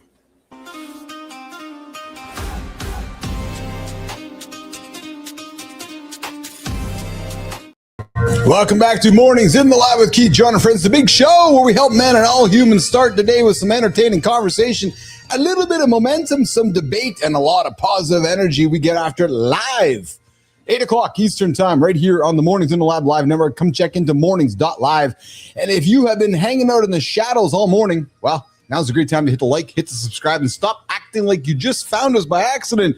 Hey, Cassandra, have you checked into the show? I got an invitation for you.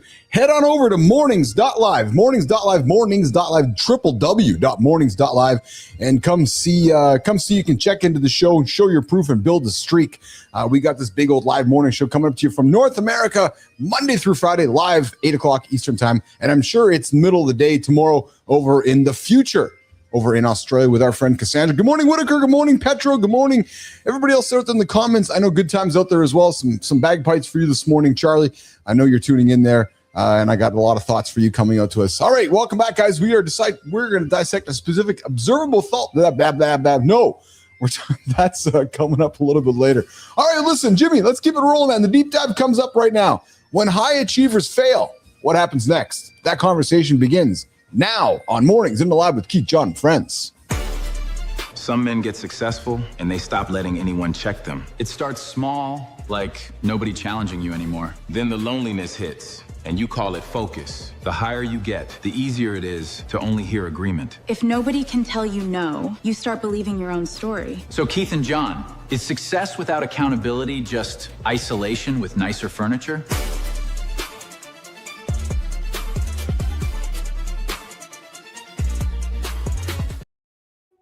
All right, so I brought this conversation to the table in light of the last couple of weeks. Actually, we talked about Timberlake's little situation out there in Florida. We talked about Tiger Woods' little situation out there in Florida. They're all happening in Florida. What's going on there? Cosmo's comrade, 1984. We cry in comfort, touch ourselves. Yes, we do, Cosmo. Yes, we do. Yes, we do. Yes, we do. All right, so I thought I'd bring a topic to the table, which is all around this concept of when high achievers fall, the accountability crisis among successful men. So society tells us a lie, apparently, right? Grind, achieve, lead, and then once you reach the top, you'll finally be secure. But the clinical data tells us a completely different story. And maybe I'll share part of mine, right? The paradox, goes largely like this. The higher you climb, the less truth you hear, right? People around you start giving you the answers that you want. Maybe people become sycophants around you,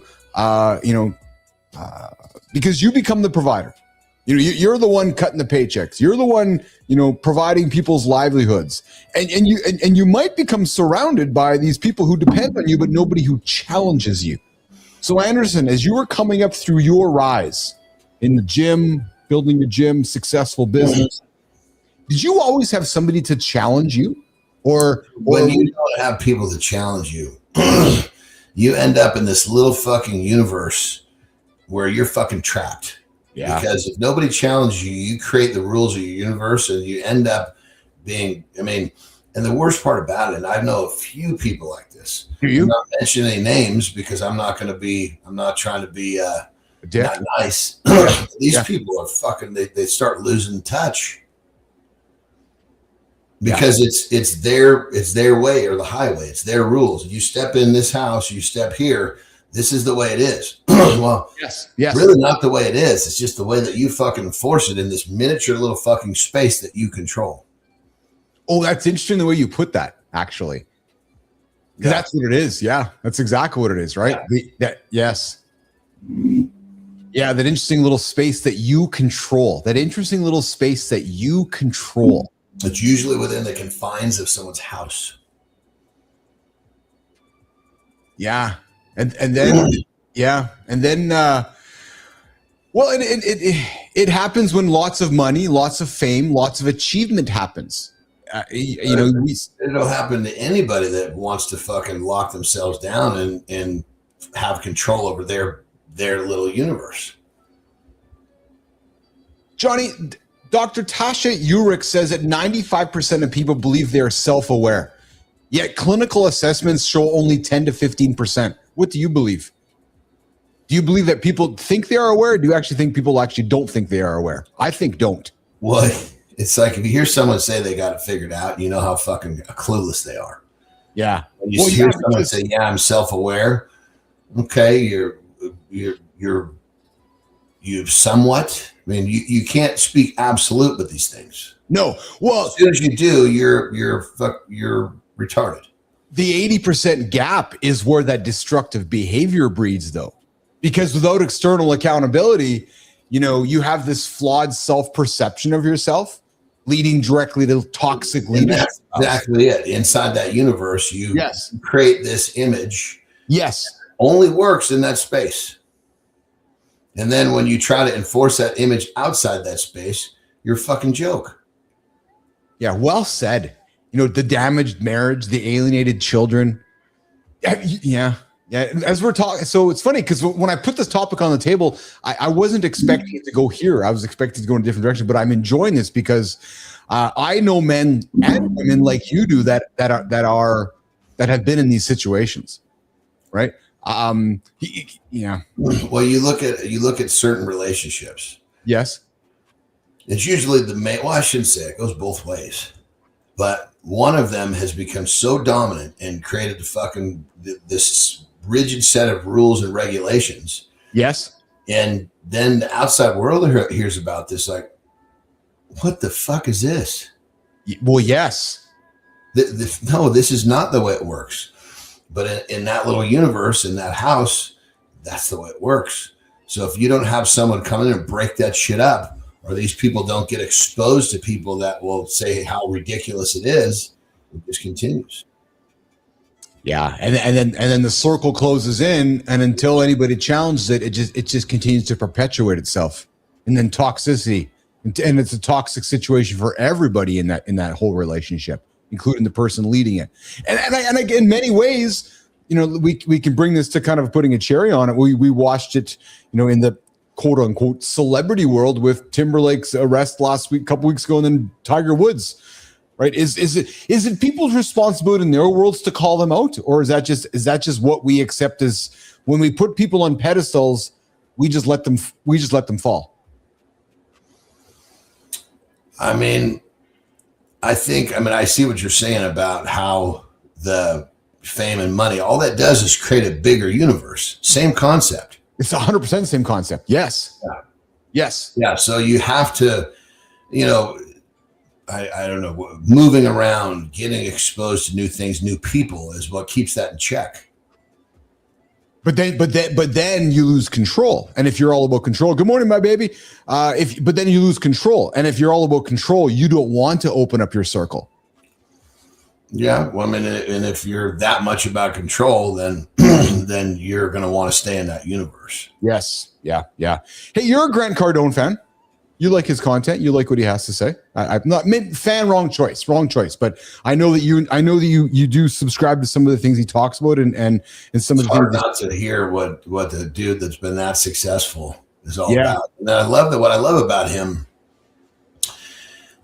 is, because there's call it the $1 billion club. Yes. Right? Yes. It's almost like, when you become a high level at something, right? Yes. You get, exposed to shit you didn't get on the way up. You got to earn those rights. Yes. Well, he becomes a billionaire and starts fucking pulling the lid off on what it takes to get there. Yes. All his, I don't want to say billionaire buddies, but $1 billion associates. Yeah. Yeah. What the fuck are you doing? Yes. He's like, what are you doing? I'm showing people how to do it.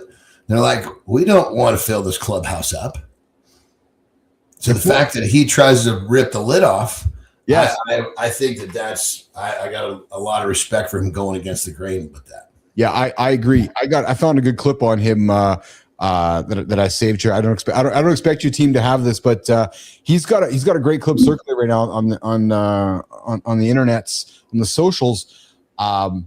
Low-hanging opportunity to make money in the world of AI. I'll use the word consulting, and he lays it right out. Like very much this once in a lifetime. There's tons of small in-sized businesses right now across North America that have no clue how to get from point A to point B in the how to implement it in your business. His comments was simple. Sit down with the business owner. Don't. Oh, Jimmy, you do have it. Yeah, Jimmy, if you can run that words of wisdom, let's run it, Jimmy.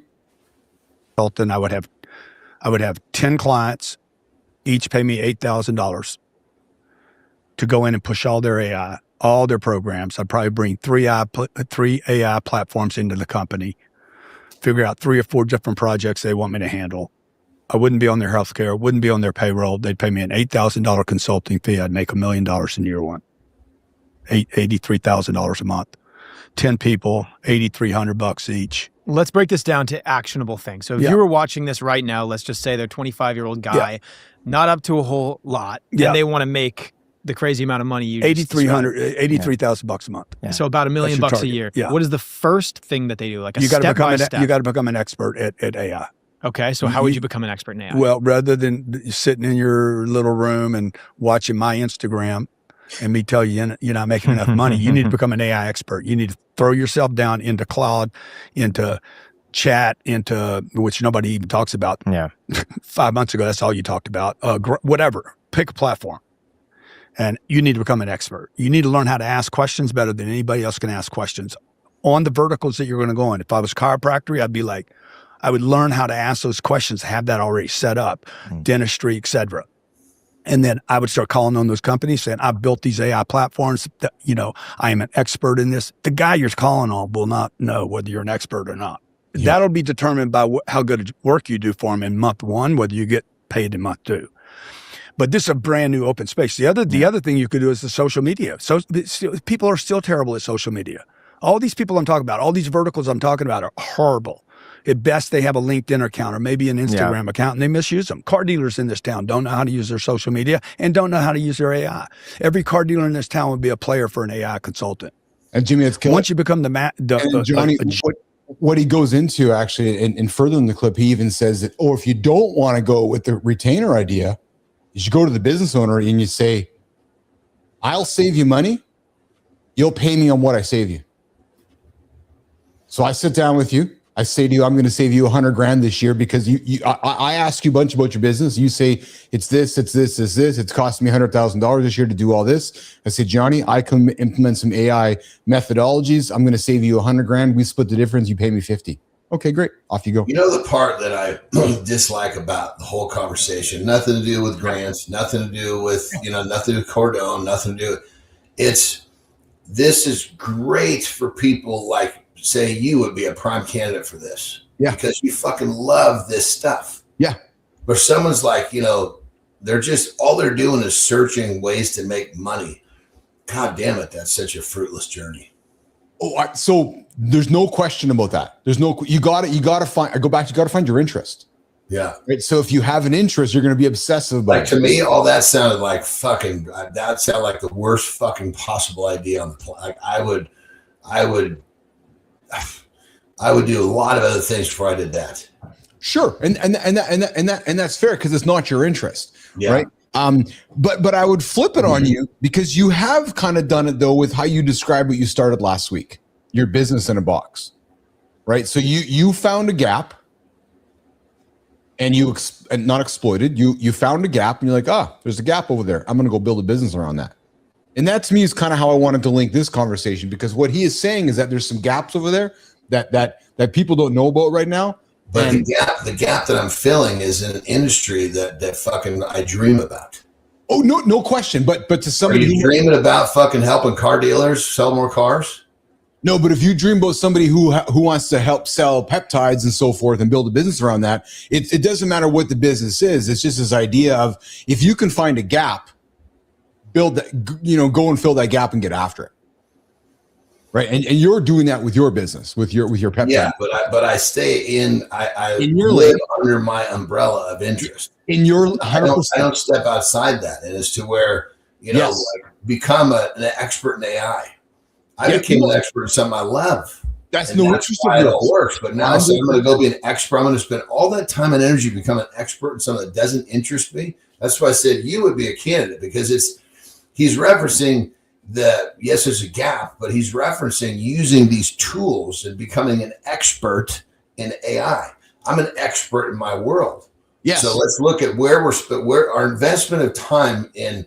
That's where our interest has to be, not filling the gap.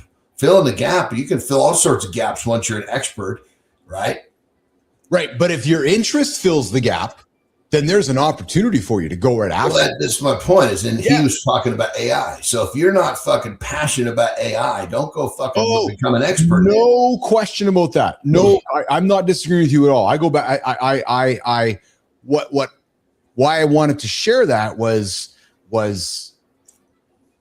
Well, I think that's very helpful for the masses because so few people subscribe to what we're talking about. Yes, it's actionable. We could talk this till we're purple in the face. Yes, it's actionable. It's not until you've actually made yourself a bunch of fucking money and realize, holy shit, these zeros in my bank account don't really help my happiness, that you're going to start to listen to this conversation. Bingo.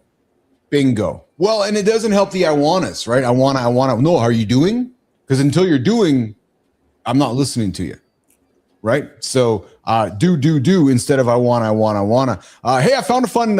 So do you windsurf? Have you ever windsurfed? I know you paddleboard. Do you windsurf? No. Ever? Well, I have paddle boards. No, I know, but I've seen you paddleboarding though, but you've never, you're not a windsurfer. Like, I know you're a water guy. You don't. Oh, you said you're a paddleboarder. No, I have paddleboard. Semantics. No, not semantics. This is called language. Yeah. Well, I found maybe this was you in your younger days. Yeah, windsurfing over in San Francisco Bay. Check this out. This guy's on his fucking windsurfer, and he actually, yes, he rides right into a whale, Johnny. Wow. Dude, between the whale and that ship, I'm getting back on that board as fast as I can. Right? That big ship going by. See how deep that thing is deep under the water? That's fucking, man. Yeah, that tickles that thing. Oh, because you're seeing how you're saying because of the ship. How deep? Oh, I see what you're saying. Well, it's 2 points. You got two massive things under the water. That's it's the big shit under the water that gives me. I mean, I definitely when I was a kid, that was like panic time. Well, so that's why I joke about AJ's. So AJ hates I'll use the word hates. He hates the ocean because of what you just said. And you guys were talking before. He's like, I don't know what's under there. He goes, I have no clue what's under that water when I jump into it. He goes, and it freaks me out. Well, I have zero. I have zero problem with not knowing what's under there. It's when I know it's there and I can't that's what freaks me out. I'm good with the unknown. I don't like the known. Right. Yeah, so that deep water with no ship, no whale, no problem. Ship and whale, get me the fuck out of here. Jesus. Hey, Johnny. So as we work to wrap it up here today, we seem to always have. So I don't know I don't know why Florida seems to be such an interesting place for obscure human beings, but there's always seems to be bizarre behavior coming out of Florida. I don't know why that is, but so there's a Florida man. Does it kind of date back to early parts of Florida? It was kind of like it was like really cheap to live and people just kind of went there to get away, and then it became really populated, but that's still that breed is still there. Is that what it is? I don't know. I mean, it's like, dude, in Marin County, there's a little where I used to live in Northern California, there's little pockets like that, like Mill Valley and Fairfax were these little hippie towns. You know, now they're little fucking hippie towns where it's $3 million for a fucking house. Yes. So you've got all these people that commuted to San Francisco. Yes. But then you guys still got the fucking hippie that's walking around with no fucking shoes and, never brushes his hair. Well, and I wonder if it's because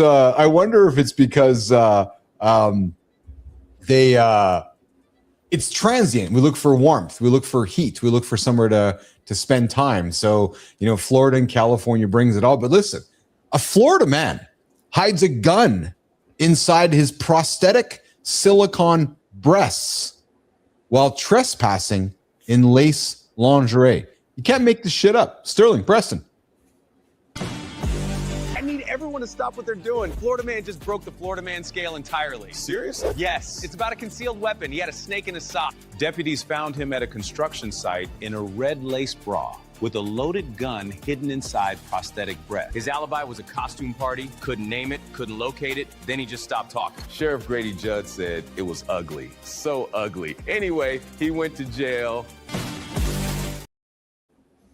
Takes all types, man. It just takes all types in the world. I'm thinking to myself, he's got a fucking gun. He's up to no good. He's in good cognito because he's dressed up like a woman.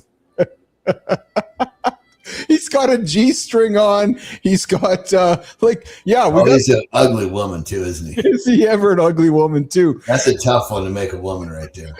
How do you? Yeah. What's the picture? What are we looking at? I can't tell what I'm looking at. There's like a plastic gun in there. There's his gun. Oh yeah. Okay, there's the gun. What else is there? Looks like that yellow thing might be a prosthetic breast or something. I'm thinking. I'm not too sure, but there's the lingerie.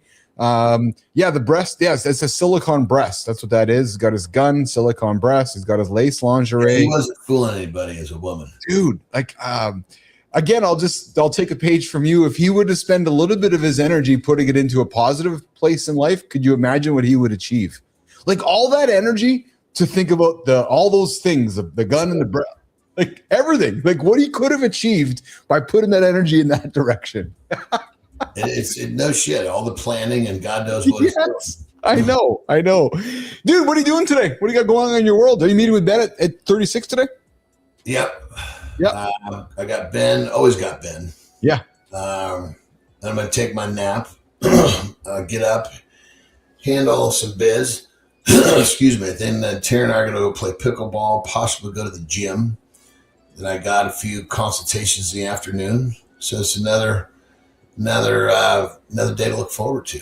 Nice. I know that. I think I'll be done at 4. I'm not sure what Tara and I will choose to do with our afternoon. We'll find out. Awesome. Maybe fire up the dune buggy. I have to put that thing on the charger. I forgot to put it on the trigger charger before we left. Oh yeah. Those things, when they're not started for months, there's a good chance it won't start. So. Fuck, man, the dune buggy. That's fun.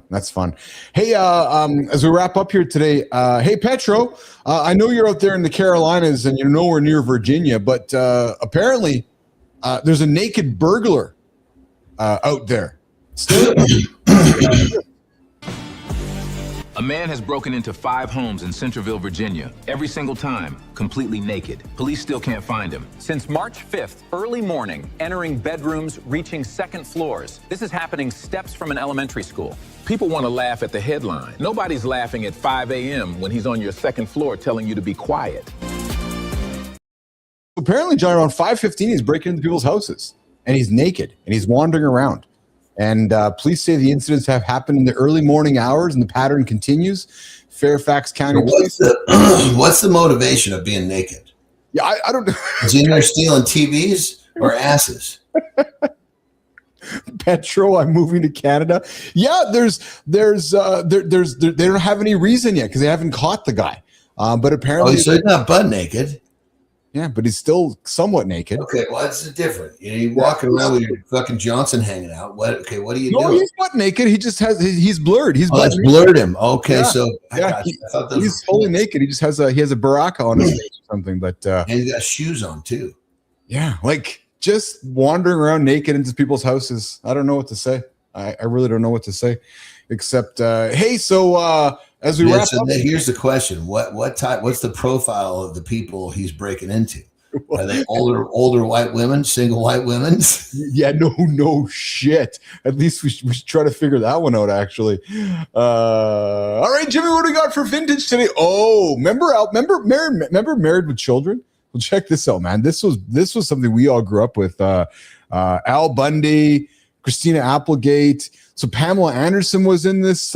Tracy Lords was in this. All these names that we just kind of don't even think about today. Like that was, like Shannon Tweed, Gene Simmons' wife. Like when that show came out, man, back on regular television, people would be like, what is going on here with that? And he was actually, if I'm not mistaken, he was actually an ex-NFLer. Who, Ed O'Neill? I think so.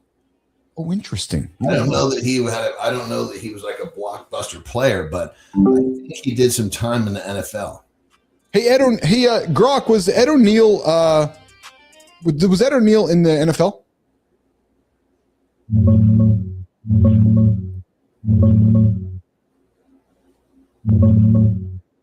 Nah, Adam Neal wasn't in the NFL. From what I can tell, we're talking about Ed O'Neill as in Al Bundy. Was he in the NFL?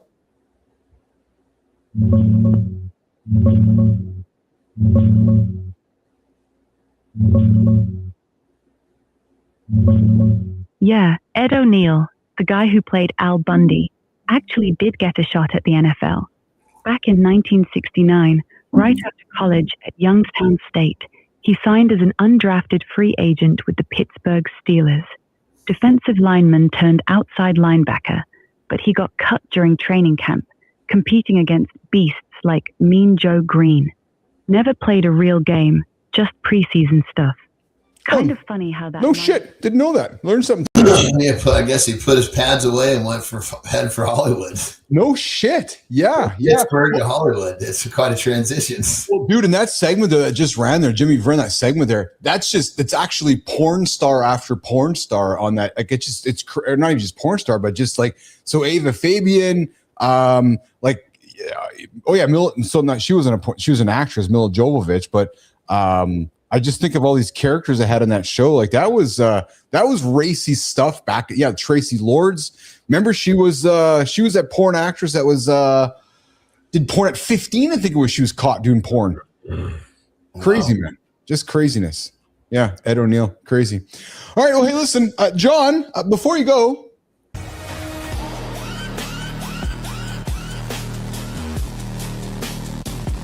Hey, John, before you go, what am I watching right now? A backyard wooden cannon doing cardio. This is unhinged. Bullshit. They're hugging that thing like it's a family heirloom. That barrel looks one sneeze away from a headline. You're telling us it just keeps blasting because patriotism? No, that's not freedom, that's fantasy. Impossible. Comment section already wrote the verdict. Sir, your HOA just called the FBI. John, are you calling this peak America or peak hold my beverage? Yeah. Are you cheering it or banning it? Pick.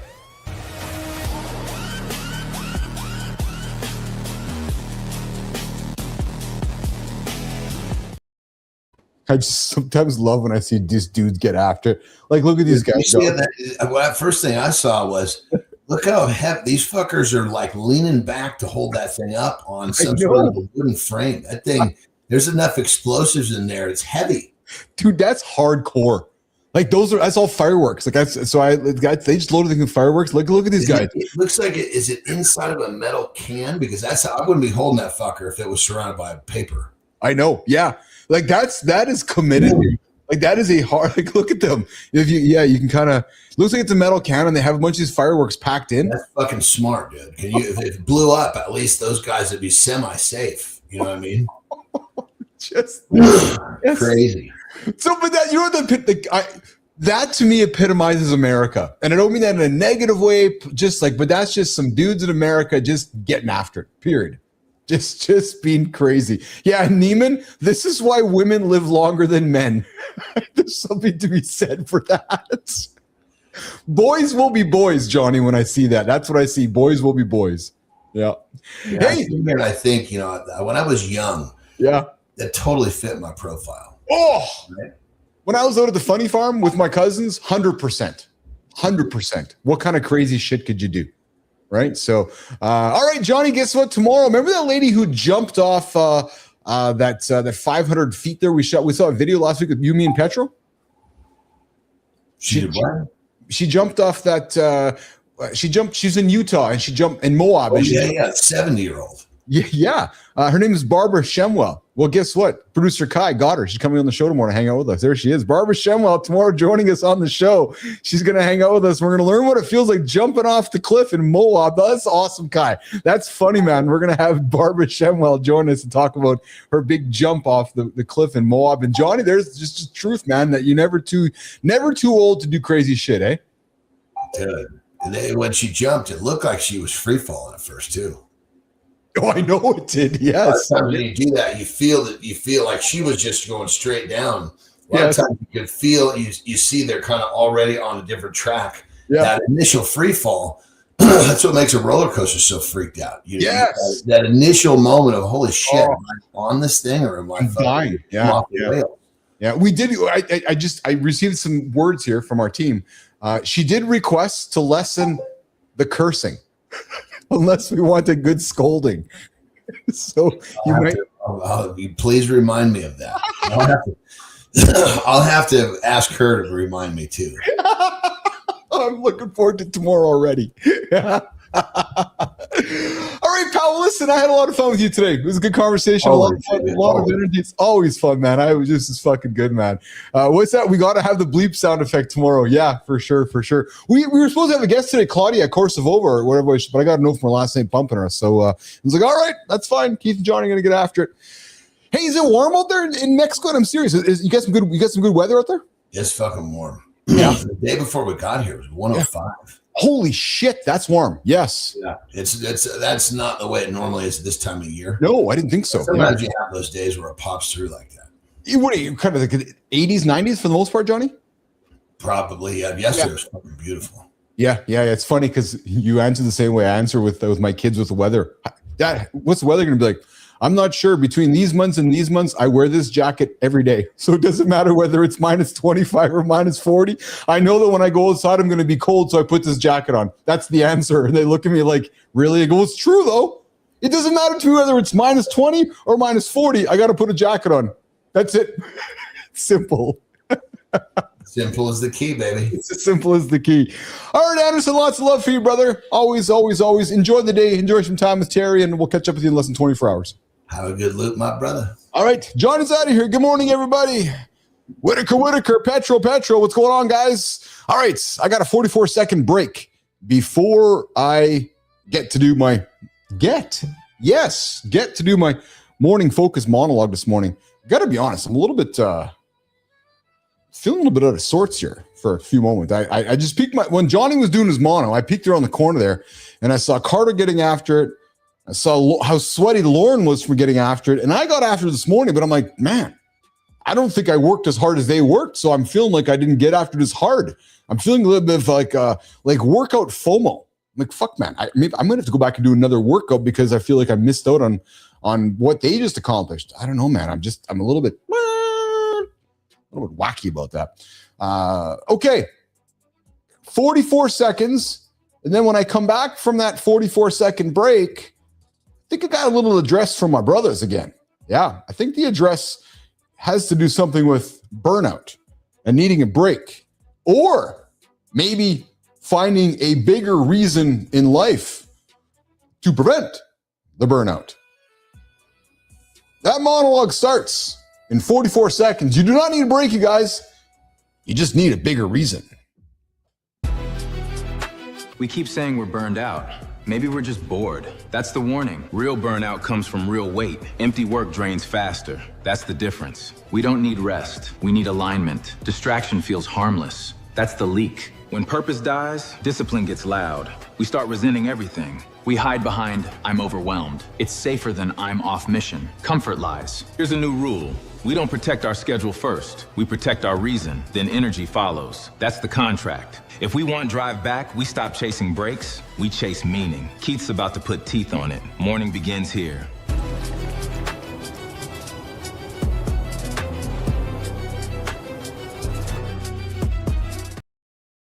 There seems to be a phrase that people just love using these days, nonstop.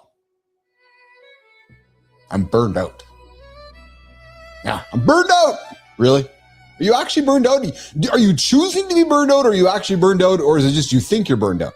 Like, what does that actually mean? I'm burned out. And listen, I know sometimes it's true. I did say sometimes it's true, because sometimes you really have pushed too hard. Maybe you've carried too much. Maybe you've slept too little, and maybe you have just ignored the signals for way too long. We've all been there.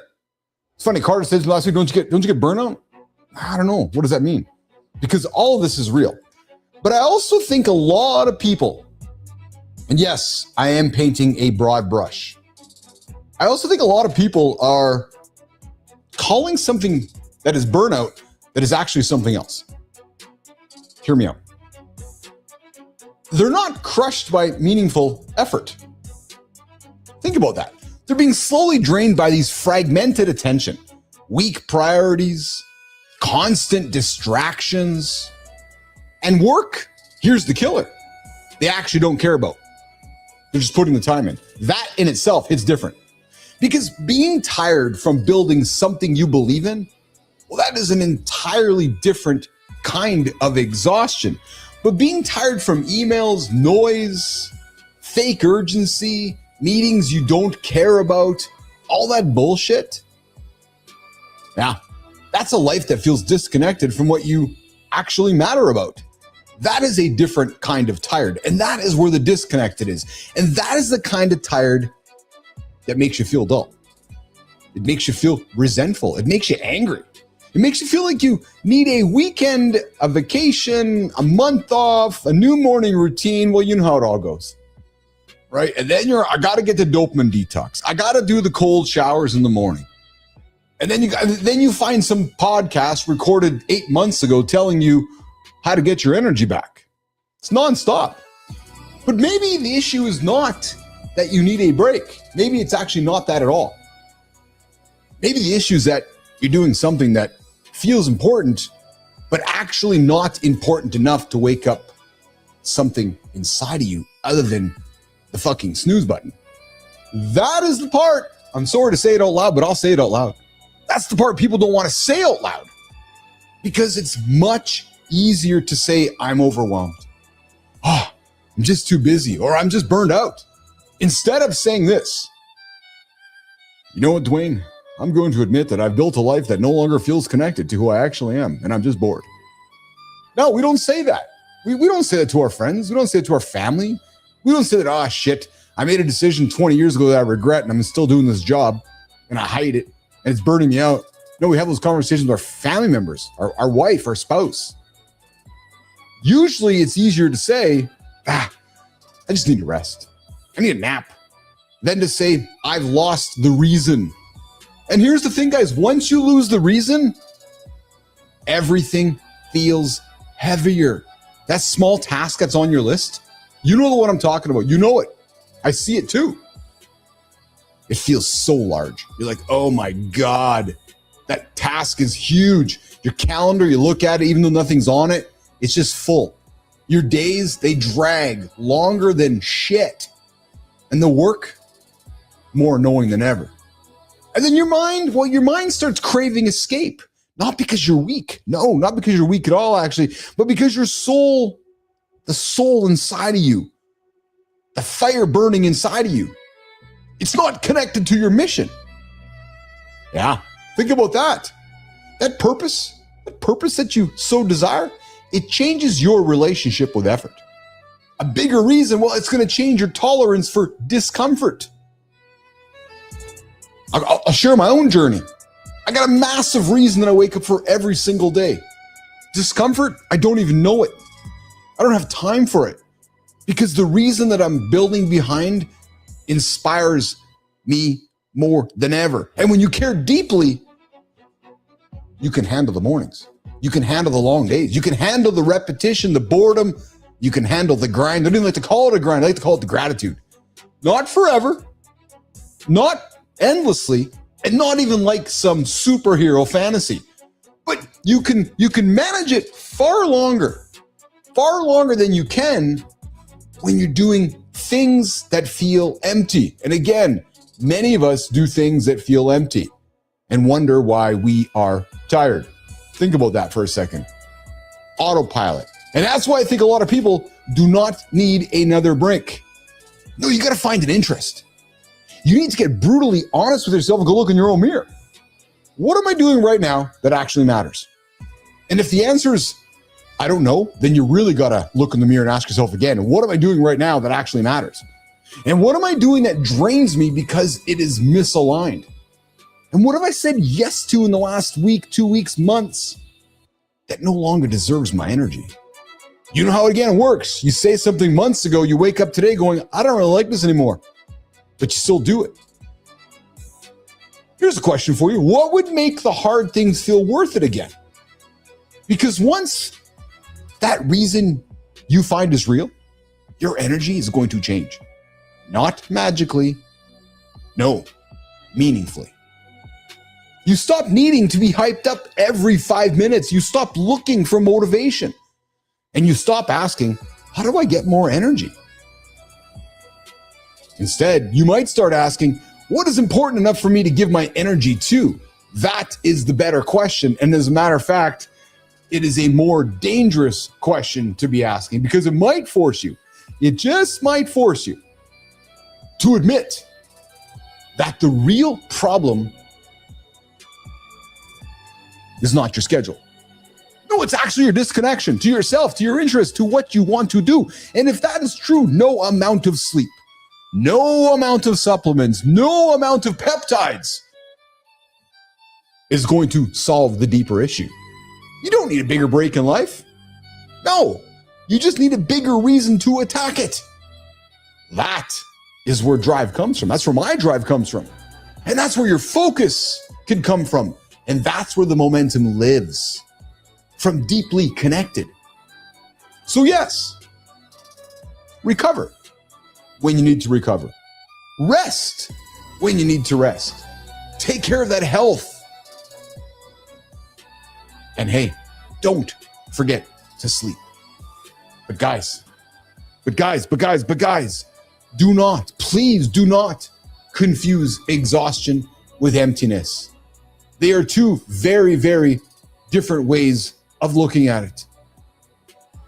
And do not confuse overload with lack of meaning. And heavens, do not keep treating a purpose problem like it's only an energy problem. Because some people, not tired because they're working too hard. Nope. They're tired because nothing that they are doing feels important enough. You know who you are. You know exactly who you are. And if you're that person doing something that is not feeling important enough, perhaps today is the day to change. Because the day that you look in the mirror and recognize that it's time to make the change, that changes everything. We spend our entire lives running from the things that scare us, only to realize the scariest thing is looking in the mirror and not recognizing the person staring back. We build these massive defense mechanisms, call it self-awareness, and wonder why we feel completely paralyzed. Today is about stripping away that armor. It's about looking at the raw, uncomfortable mechanics of why we stay stuck. Over to you, Chief.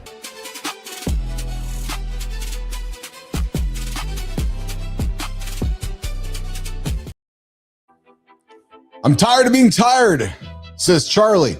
It's true. Charlie, how many of us have heard that? How many? How many of us have heard that? How many of us have said it? If you find yourself saying, I'm tired of being tired, to me, that's the wake-up call right there. Yeah, true story. Hey, Dan Monroe from Brojo dropped a massive reality check on imposter syndrome. He says, when you relapse into old habits, you aren't starting from scratch. No, he says you're experiencing identity regression. Monroe explains that your brain is actually running a protection program written by a scared 12-year-old version of yourself. And it sabotages you because the old victim, well, it feels safe and removes accountability.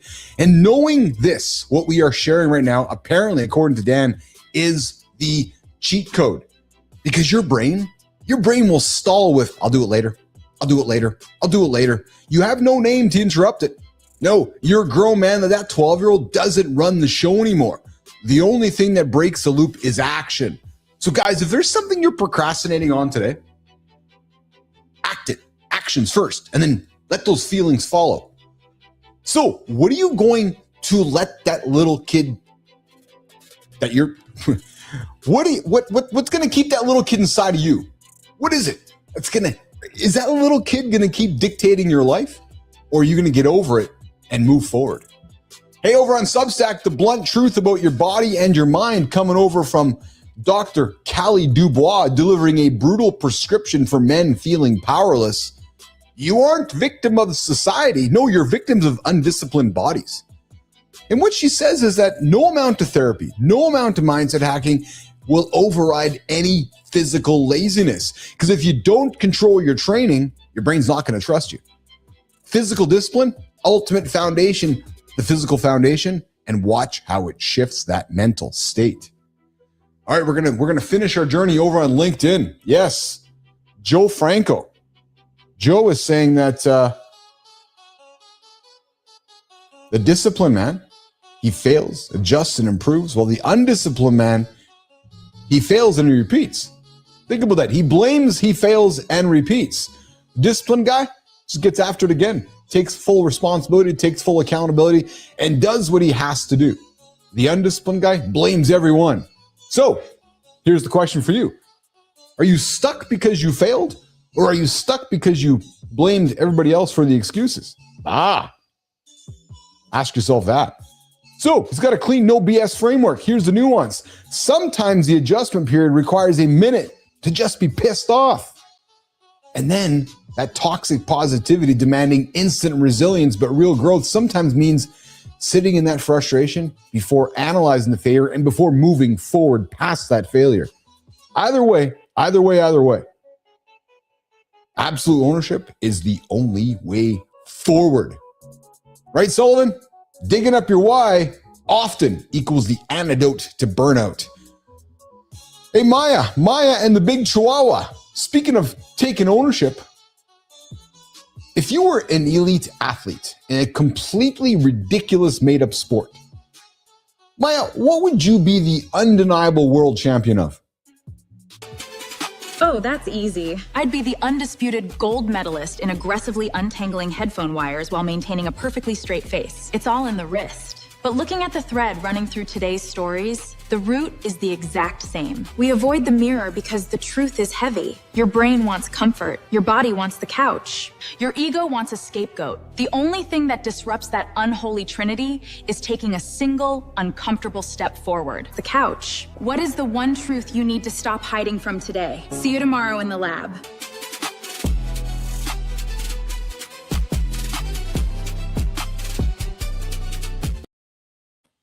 Hey guys, what a fun today. A lot of fun show, a lot of fun show, a lot of fun show. Yes, we're wrapping up the big show here today. Hey, Jimmy, actually, I think I had a life hacker. I think I might have had a life hacker. Let me see here if it pulls up here. And if we don't, that's okay. We can pull it up here tomorrow. But I thought I might have put something up there this morning for a life hack clip. And tomorrow is completely fine. Hey, tomorrow, yes, Barbara Shemwell. She has Parkinson's. She has arthritis, and she jumped off a 500-foot cliff. This one's going to be about courage, resilience, and refusing to let age or pain decide on what life you get to live.